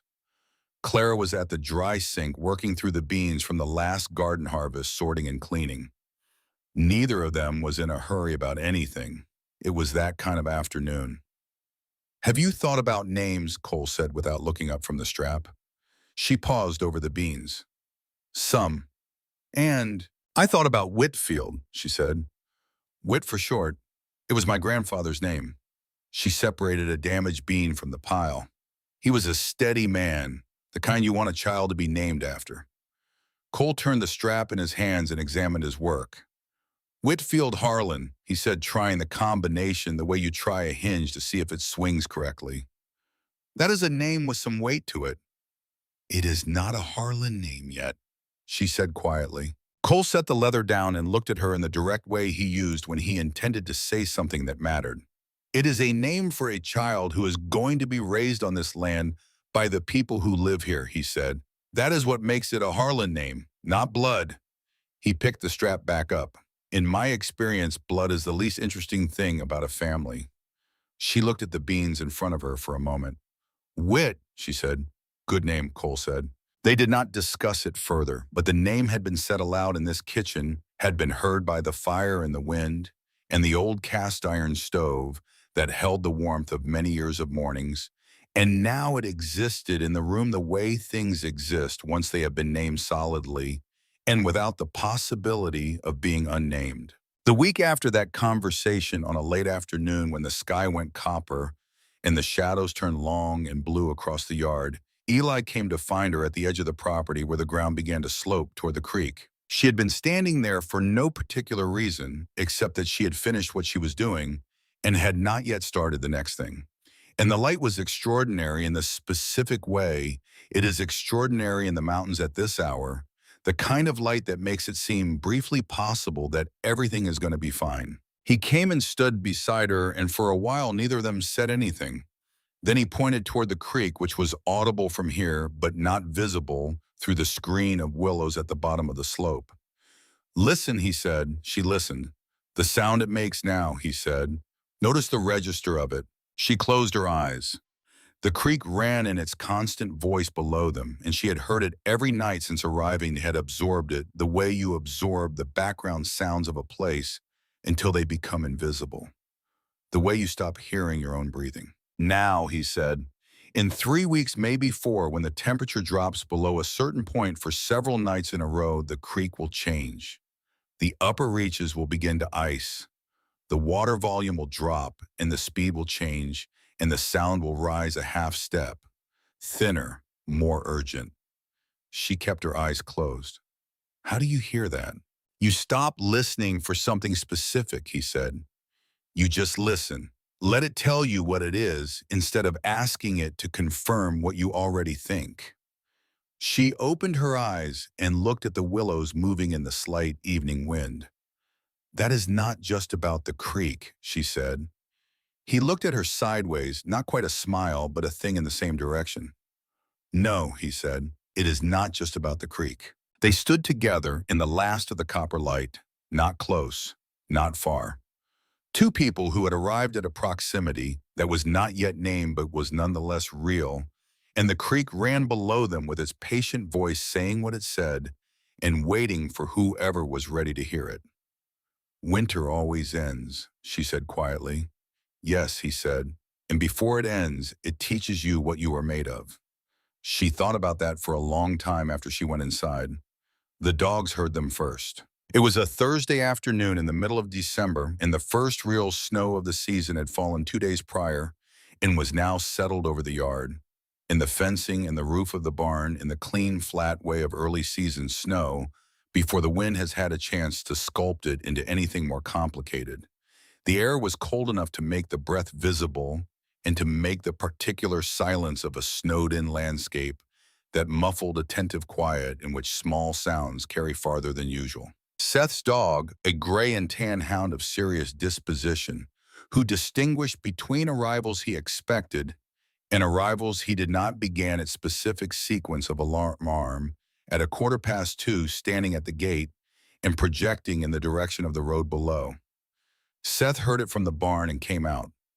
Eli heard it from the north pasture and started back toward the house. Cole heard it from the woodpile and set down the axe. The vehicle that appeared at the foot of the lane was a hired carriage, of the type used by people who had money enough to hire things in unfamiliar territories. Black, well-appointed, and deeply out of place, on a road that had last seen a hired carriage, not at all. 2 horses, both blowing steam into the cold air with the exertion of the uphill mile from the main road. A driver on the box with the expression of a man who had been asked to go considerably farther into the wilderness than his usual arrangements required. The man who stepped down from the carriage door was approximately 28 years old and was wearing a wool overcoat that had not been made for Montana winters, but had been made with enough quality that it had survived the journey without becoming shapeless. His boots were fine and entirely wrong for the ground. His face had the particular surface quality of a man who had been comfortable for his entire life and was experiencing for perhaps the first time the sensation of standing in a place that was not impressed by him. He had to tip his head back to look at Seth Harlan. He looked then at Eli, who had come from the far side of the barn and was now standing to Seth's right, and at Cole, who had come from the woodpile and had not put down the axe, which he simply carried in a natural hand at his side because he had been using it and had no particular reason to set it down. 3 men, 3 different heights, 3 different silences, one shared quality of absolute stillness. I'm looking for a woman named Clara Whitmore, the man said. His voice was practiced and smooth and had the projection of someone trained to speak in rooms where he expected to be listened to. I have information that she is on this property. Who told you that? Eli said. I employed someone to find out. He reached into his interior coat pocket and produced an envelope. My name is Clarence Aldrich. I believe you may have heard it recently. I have documents from my family's legal representation in Boston relating to a matter of which state, Seth said. Aldrich paused. I beg your pardon. Which state did those documents come from? Seth said in the tone of a man who is not asking a rhetorical question. Massachusetts, but the legal precedent. This is Montana territory, Seth said. Those papers have no standing here. Aldrich's jaw moved. He was recalibrating. Clara could see it from where she stood, which was on the porch of the house, because she had heard and had gone to the door and understood immediately who had arrived and why, and she had made the decision in the time it took to reach the porch that she was not going inside. She was not going to be somewhere she could not see what was happening. She had spent enough months in a state of managed not seeing. She was done with that. She was standing at the top of the porch steps with her coat on and her hands quiet at her sides, and the cold air very clear around her and the snow very white in the yard. Aldrich saw her. Something moved in his face that she did not want to classify because it was not the expression of a man who had come because he cared about something. It was the expression of a man who had come because he had located a piece of business that needed to be settled and was relieved to have found it. Clara, he said, the familiarity of it was its own kind of statement. Mr. Aldrich, she did not move from the step. My family wants to make sure you are properly situated. We are prepared to be extremely generous. Your family is afraid, she said. The cold air carried her voice clearly across the yard. They are afraid of a child who might carry your name without being where your family can arrange it. That is what this is. His expression tightened. You are being unreasonable.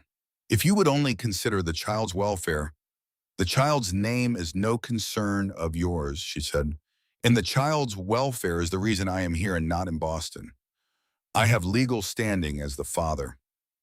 You have nothing here, Eli said. His voice was not loud.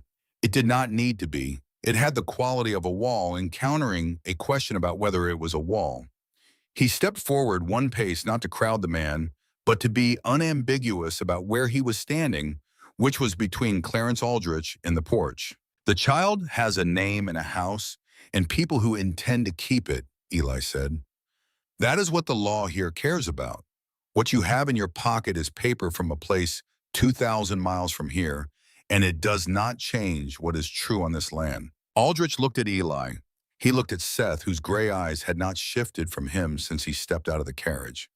He looked at Cole, who had still not put down the axe, not as a threat, but simply as a fact of what a working man carries when he has been interrupted. Three men standing in the snow in front of a gate that was not open on land, that was not his, in a territory that operated by rules he had not thought to research before arriving. He tried once more. The law of paternity. I am the father, Eli said. The yard went very still. Aldrich stared at him. Eli Harlan stood in the December snow at 43 years old and said a thing that was not technically true in the biological sense and was entirely true in every sense that the word father actually requires. And he said it with the calm of a man who has thought about a thing long enough that saying it aloud is simply the exterior expression of an interior certainty that has already been established. He did not look at Clara when he said it. He looked at Clarence Aldrich. The child is mine, he said. We are a family on this land. You have no business here. Something went out of Aldrich then. Not dramatically, not with the force of a thing breaking, but with the slow deflation of a position that has been undermined at its foundation. He was a man accustomed to rooms where his name opened doors to conversations where the weight of his family's money was the largest thing present. He was not accustomed to standing in the cold outside a gate that was not opening, being looked at by three men who were simply not going to move. He put the envelope back in his pocket. He turned toward the carriage. He said something to his companion that she could not hear from the porch. The driver turned the horses on the narrow lane with some difficulty and considerably more backing than the situation would have required with a less fine and less impractical vehicle, and the carriage went back down the lane in the same direction it had come and disappeared into the pines below, and the sound of it faded and was gone. Seth watched until the sound was fully gone. Then he turned and walked toward the barn. Cole set the axe against the fence post. He looked at Eli for a moment, and then at Clara on the porch, and then he went inside because Cole Harlan understood when a room needed to have fewer people in it. Eli crossed the yard. He walked in his unhurried way, the way he always walked, as if the distance between here and where he was going had been accounted for in advance and required no adjustment. He came to the foot of the porch steps and stopped and looked up at her. The late afternoon light was the particular gold of December at low latitude, the kind that makes everything briefly more vivid than its usual self, and it caught the frost on the porch rail and the steam of his breath and the amber of his eyes and held them all in the same flat illumination. She had not cried. She was not going to cry. But something in her chest was doing something complicated that was not quite crying and not quite relief and was not entirely either of those things. She stepped down one step. He did not move. She laid her hand on his arm, just her hand resting on the rough wool of his coat, not gripping, not demanding, just making contact. Then she lowered her head until her forehead was against his shoulder. The wool was rough and cold and solid. His shoulder did not move. It was there the way the mountains were there, simply and completely as a fact of the landscape that had never promised to be anything other than what it was. "You are home now," he said quietly into the cold air above her head. She heard it land. She let it stay where it landed. They stood on the steps of the Iron Ridge house in the December cold, with the snow white around them, and the pines black beyond the fence, and the mountains holding everything in their old, dark patience, and the creek ran below in its winter voice, thinner now, just as he had said it would be, and she had learned by then to hear what it was saying. She was home. The calendar turned. December gave way to January, in January to February, with the particular grinding quality of a Montana winter, in full authority, the kind of cold that is not hostile, but is simply thorough, covering everything that it reaches and not releasing anything until it is ready to release it. The house held its warmth because Eli had built it to hold warmth, because the logs were thick and the chinking was sound, and the stoves were well made and well tended. The wood stacks did not diminish faster than expected because Seth had cut through autumn with the focused thoroughness of a man who understood that preparation was the only argument worth making to a Montana winter. They were Clara understood with a clarity that had nothing sentimental in it ready. She felt wit moving in the first week of December, and this was she understood from Martha's guidance exactly when she should feel it, and she lay still in the nights and felt it with her hand flat against her side and thought about her grandfather, who had been a steady man, and about all the people whose names had been passed down through time to her, and through her forward to a child who would soon need a name of his own to carry. She told Eli about it one morning over coffee. She said simply that she could feel the baby moving and that it felt like certainty, which was not the word she had expected to use, but was the one that was there. He looked at her across the table, and he was quiet for a moment in his particular way, and then he said that he was glad, and he said it in the way he said things that mattered, with no decoration and no diminishment, and it was exactly enough. Seth began checking the stairs in January, not conspicuously, but consistently, the way he did everything that he considered his responsibility to maintain, which was more things than he would ever articulate. He silently replaced a riser on the third step from the bottom that had a crack in it she had not noticed. He moved the heavy water bucket from its position inside the back door to a lower shelf so she would not have to bend at an angle that had begun to be awkward. He said nothing about any of these adjustments, and she said nothing either, and the silence around them was the same contract it had always been. Cole made the crib in February. He made it in the workshop he had established in the southeast corner of the barn, out of seasoned pine, working in the evenings with a lamp set on the workbench and the particular focused quiet of a craftsman doing something he wanted to do correctly. He did not announce he was making it. One morning in the second week of February, it appeared in the room at the end of the hall, assembled and sanded and fitted with a small mattress covered in flour sack linen that Adeline Becker from the town dry goods had cut and stuffed with clean wool and stitched closed with red thread at the corners. Clara stood in the doorway and looked at it. The crib sat in the room that had been Margaret's, next to the bed in the angle of the wall and the window in the morning light that came through the faded curtain and fell on the quilt that was still on the bed, because no one had suggested otherwise, and because it was a beautiful thing that deserved to be where light could find it. She could not speak for a moment. She stood with her hand on the door frame. Cole was somewhere downstairs, making no particular sound, asking nothing. "Iron Ridge takes care of its own," she said quietly to the room in the crib in the light. The room held the words and did not give them back. The night Whitfield Harlan was born was a Wednesday in the first week of March, 3 weeks before the creek found its spring voice, and the frost went out of the high pasture, and the first tentative green appeared at the edges of the south field. It began at 2 in the morning. Clara woke with it and knew it immediately the way she had been told by Martha. She would know it, not the practiced contractions of the past 2 weeks, but the thing itself, the serious and organized rhythm of a body that has been building toward a single moment for 9 months and has finally decided that the moment is now. She lay still and counted. She had been counting every morning and evening for 2 weeks the way Martha had instructed, so she had a baseline and could measure the change in it. She counted for 20 minutes. There was no ambiguity. She rose and dressed carefully in the dark. She knocked on Eli's door. He opened it before the second knock. He looked at her for 1 second and understood completely. "How long?" he said. "Since 2, about 15 minutes between."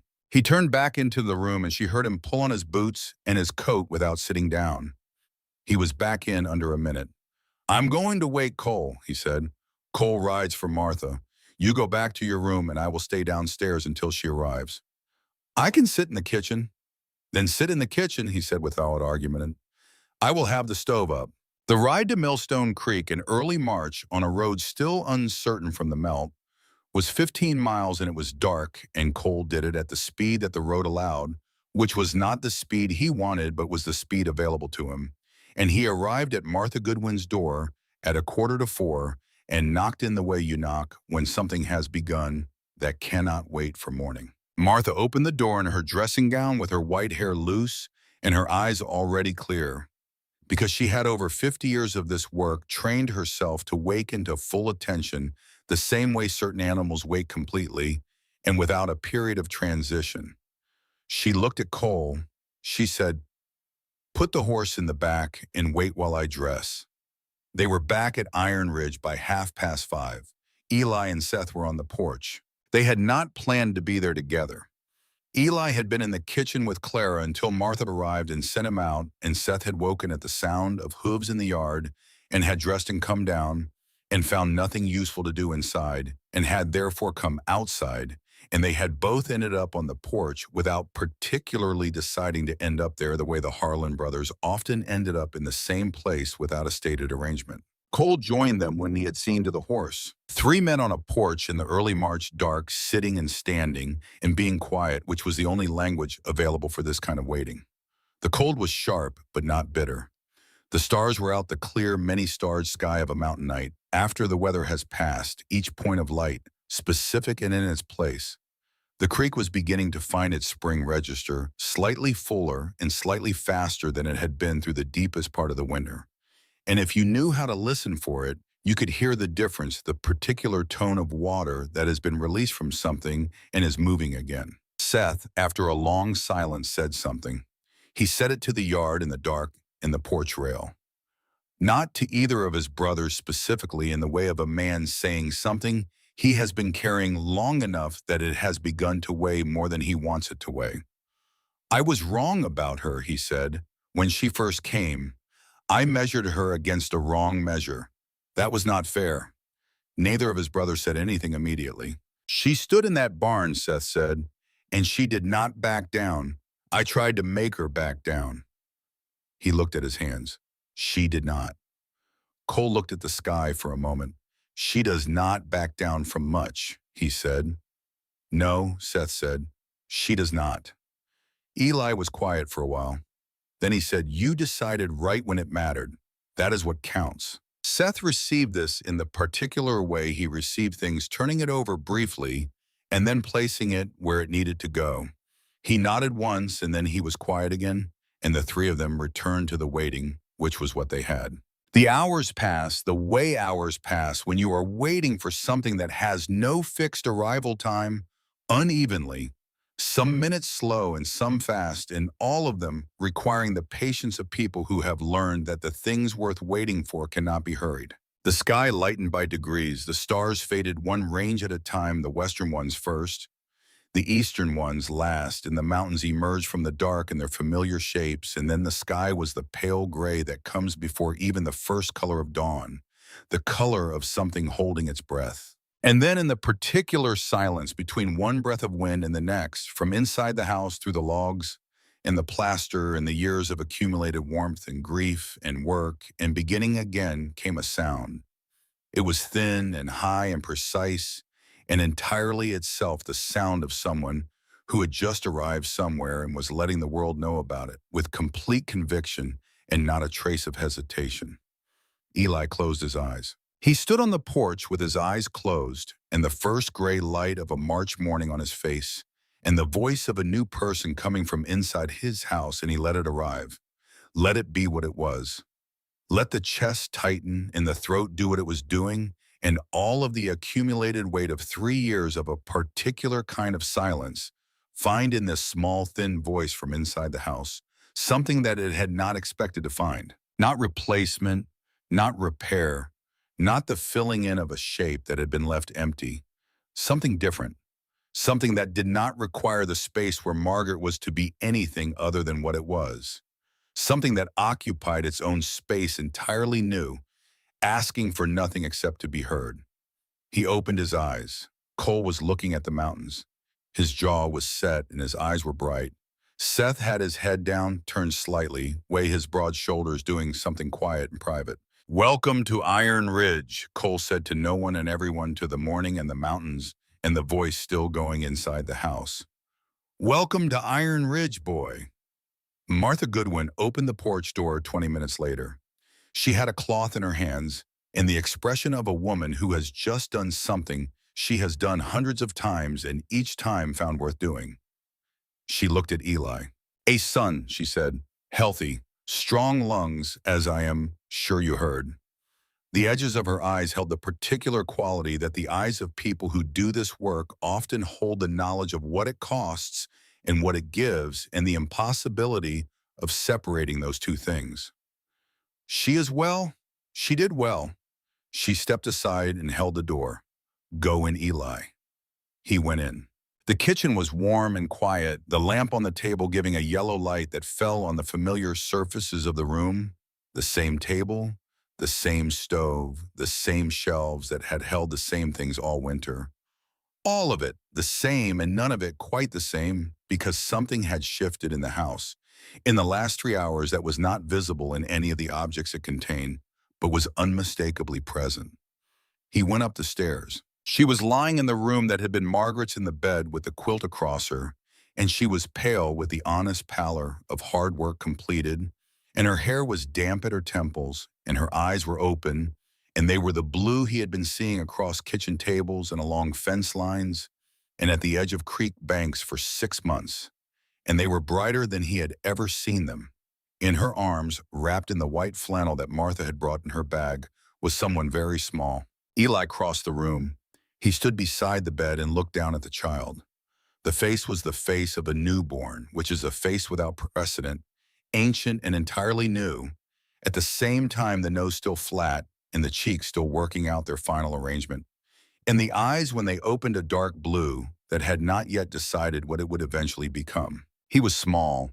He was completely formed. He had his fists clenched at either side of his face in the way of new arrivals who are already preparing to take hold of whatever is offered. "This is wit," Clara said. Her voice was low and exhausted and absolutely certain. Eli looked at the child for a long time. "May I?" he said. She shifted slightly and he reached down and lifted the child with the careful thoroughness of a man who has handled many fragile things in his life and understands that careful does not mean tentative. He settled the weight of him against his chest, the warm, small, insistent weight of a person who has been somewhere very compact and has just been given considerably more room and is still deciding what to do with it. Whit opened his eyes. They found Eli's face.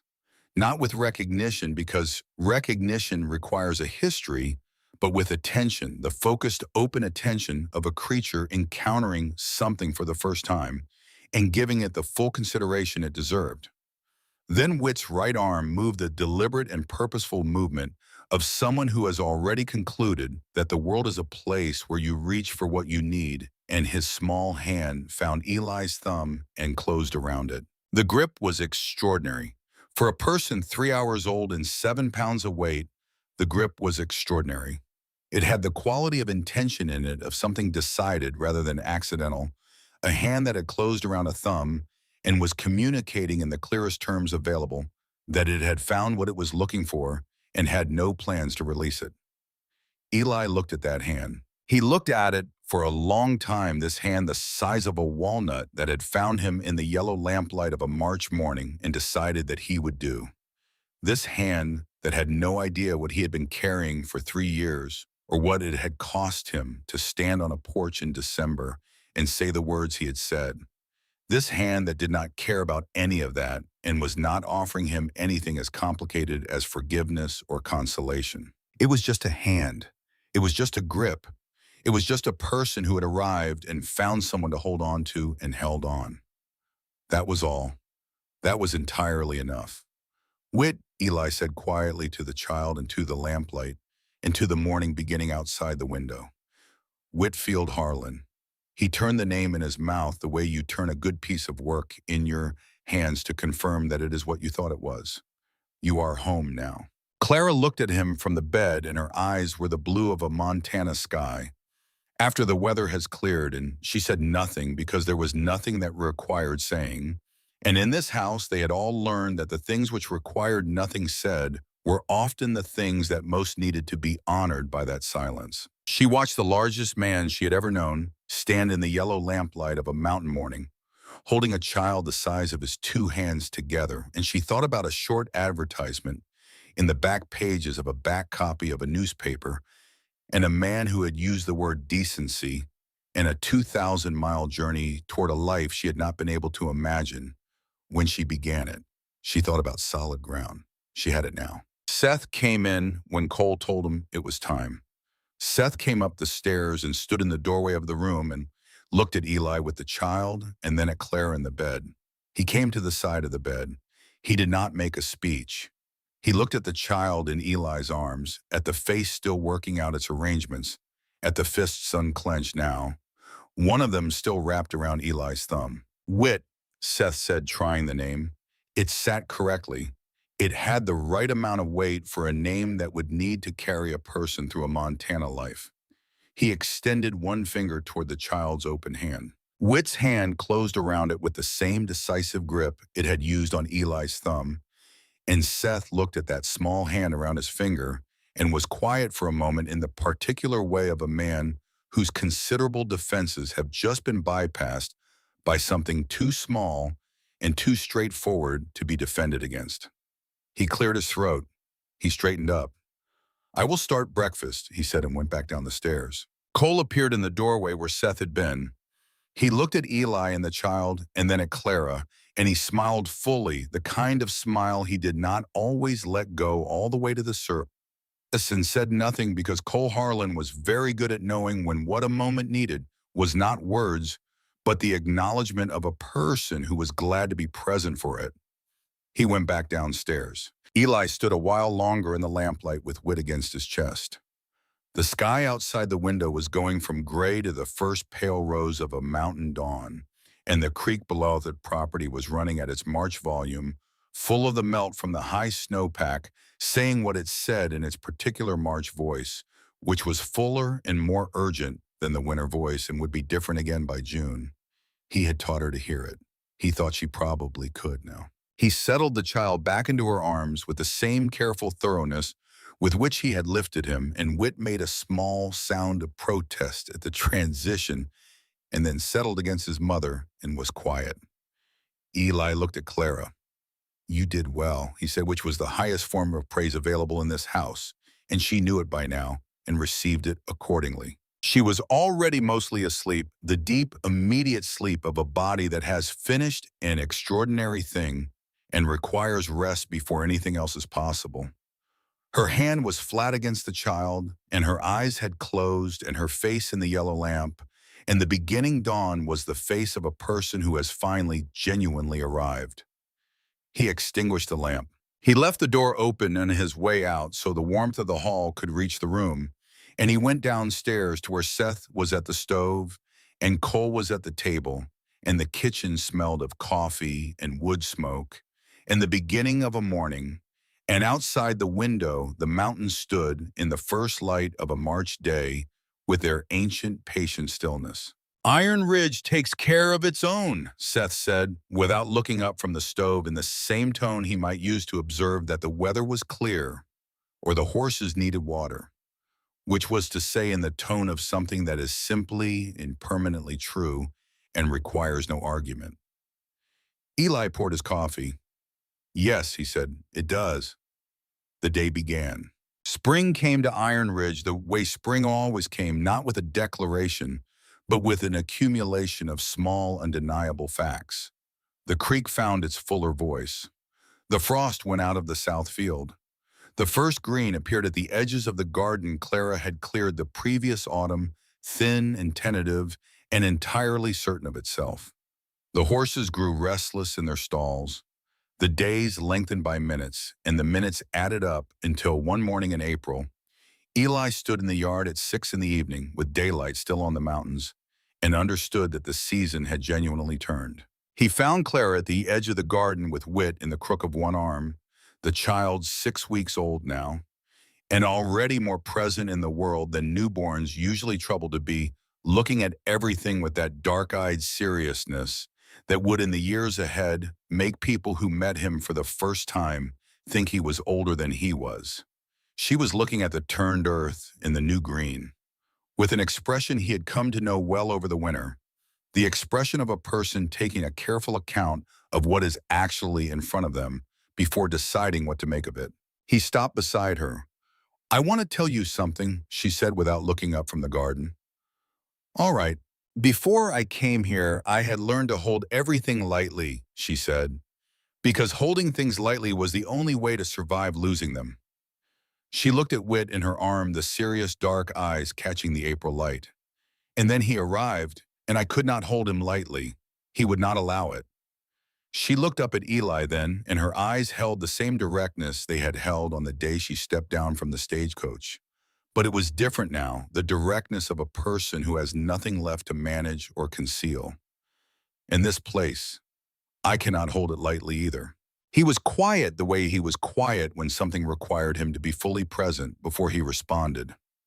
I am not staying because I have nowhere else to go, she said.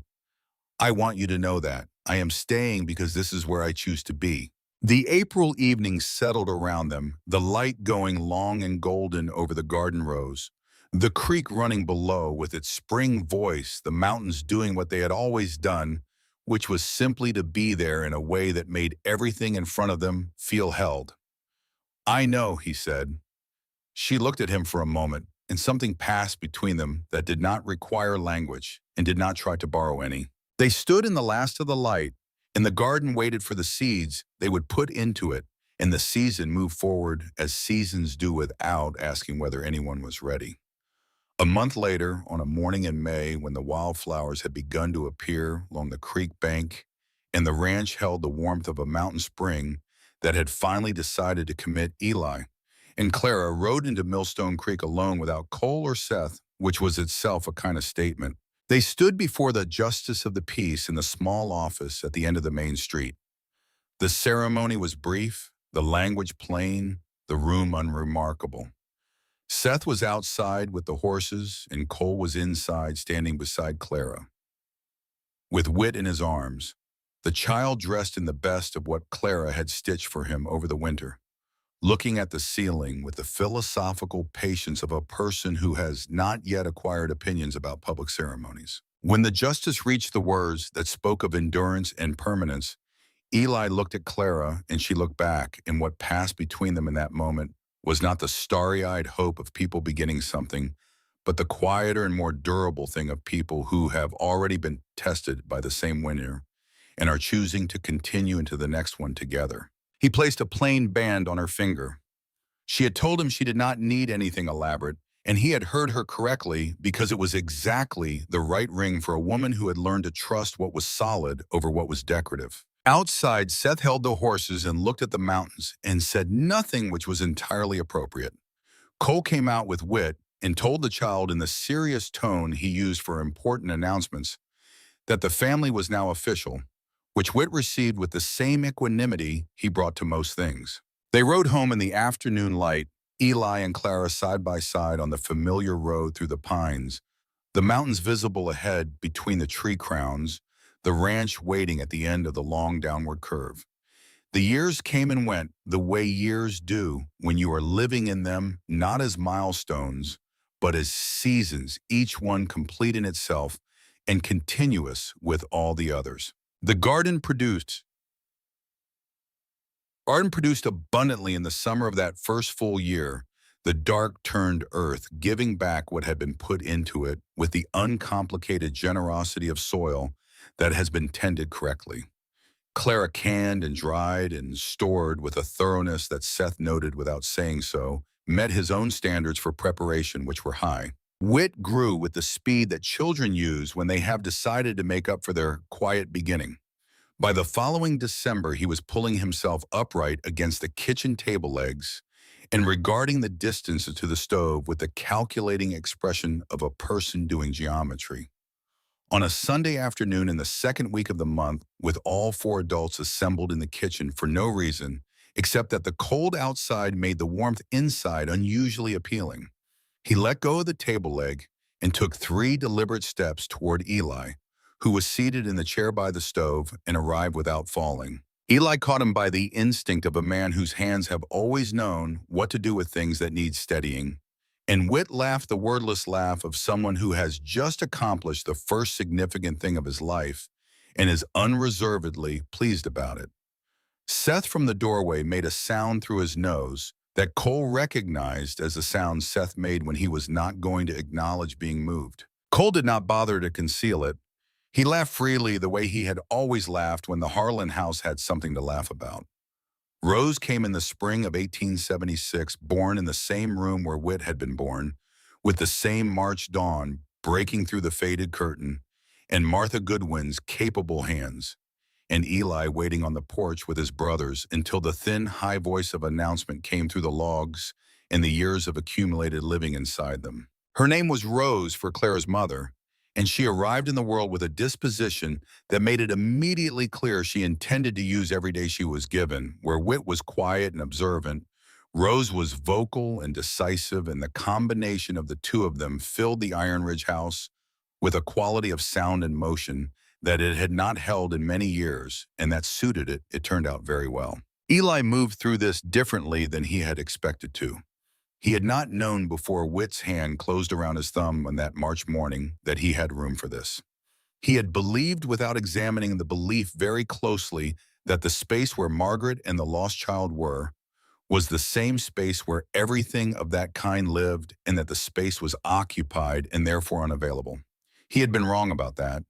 What he found instead was that the space where Margaret was remained entirely her own and undisturbed, and that what Wit and Rose and Clara occupied was different space entirely, space he had not known he had until it was filled.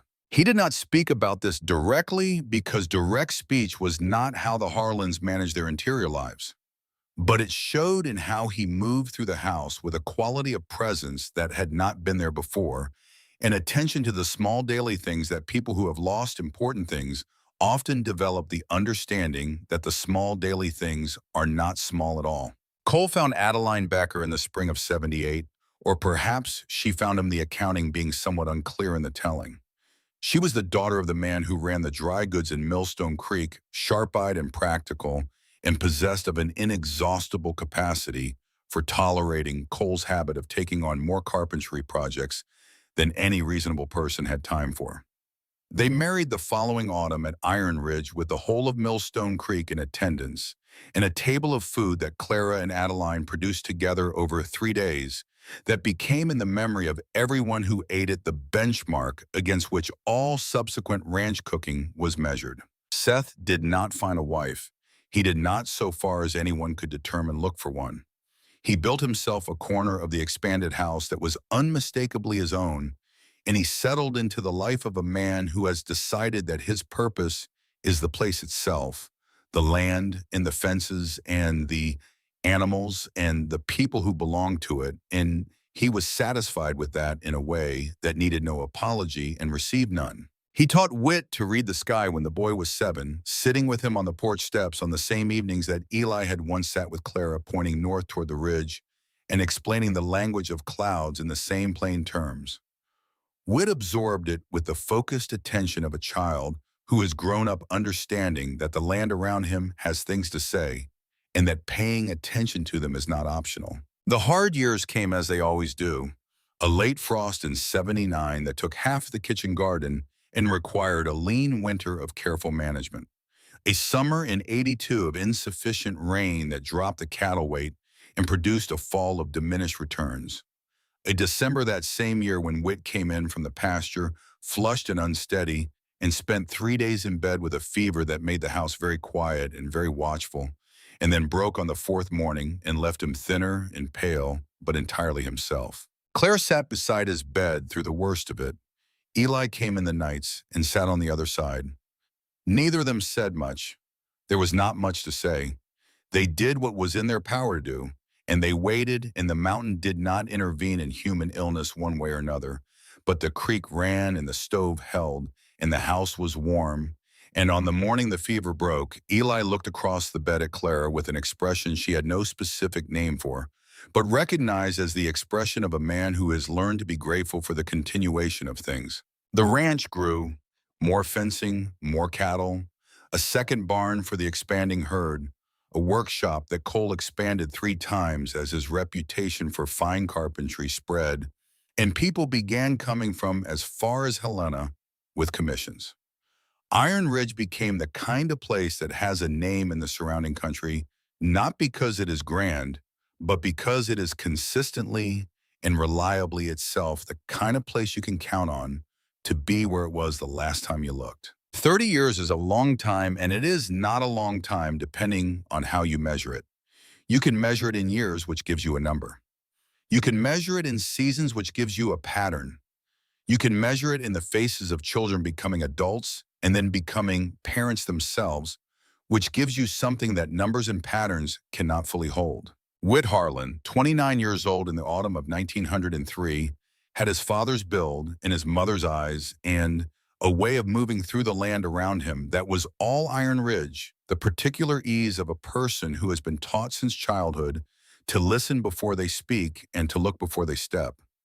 He had taken a wife 2 years prior, Adeline Connolly from town, a quiet and capable woman who had observed the Iron Ridge household for years before joining it, and arrived with a clear-eyed understanding of what she was coming into, which made her an excellent fit.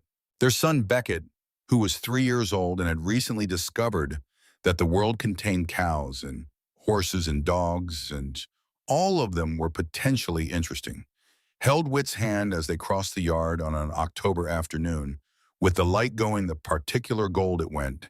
In that season, the same gold that had been falling on this yard for 30 years of October afternoons. Seth, 68 years old and no slower than the land required him to be, sat on the porch steps with Beckett in the following weeks and explained the sky to him in the same plain terms he had used with Whit, pointing north toward the ridge and speaking of clouds and wind and the language of things that do not speak in words. Beckett listened with the focused attention that the Harlan children seemed to arrive already equipped with, and Seth, who had never made a speech about loving anything, loved that child in the way that only people who are very consistent and very present and never say so are capable of loving. Cole, 62, now had slowed somewhat at the carpentry but had not stopped. His workshop held a smell of cedar and pine shavings that had become for everyone on the property as fundamental to Iron Ridge as the smell of coffee and wood smoke and the sound of the creek. He and Adeline had raised 3 children of their own in the north wing of the expanded house, and those children had grown and scattered and came back for the harvest and the holidays and brought their own children, and the table that Clara had once set for four now required additional boards laid across the sawhorses that Cole kept in the barn for exactly this purpose. On a Tuesday morning in September of 1903, exactly 30 years after a hired stagecoach had pulled to the side of the main street in Millstone Creek, and a young woman with honey-colored hair and cornflower blue eyes had stepped down carefully into a life she had not yet imagined.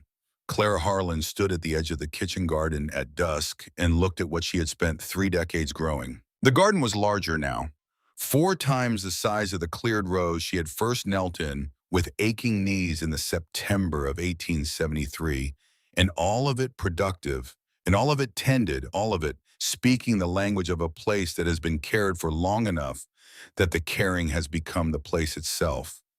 She heard his step behind her and did not need to turn. Eli came and stood beside her. He was 73 years old, and the silver had completed its work on his hair, and his face had deepened further into the lines of a man who had lived every year of his life outdoors and had not considered this any particular hardship.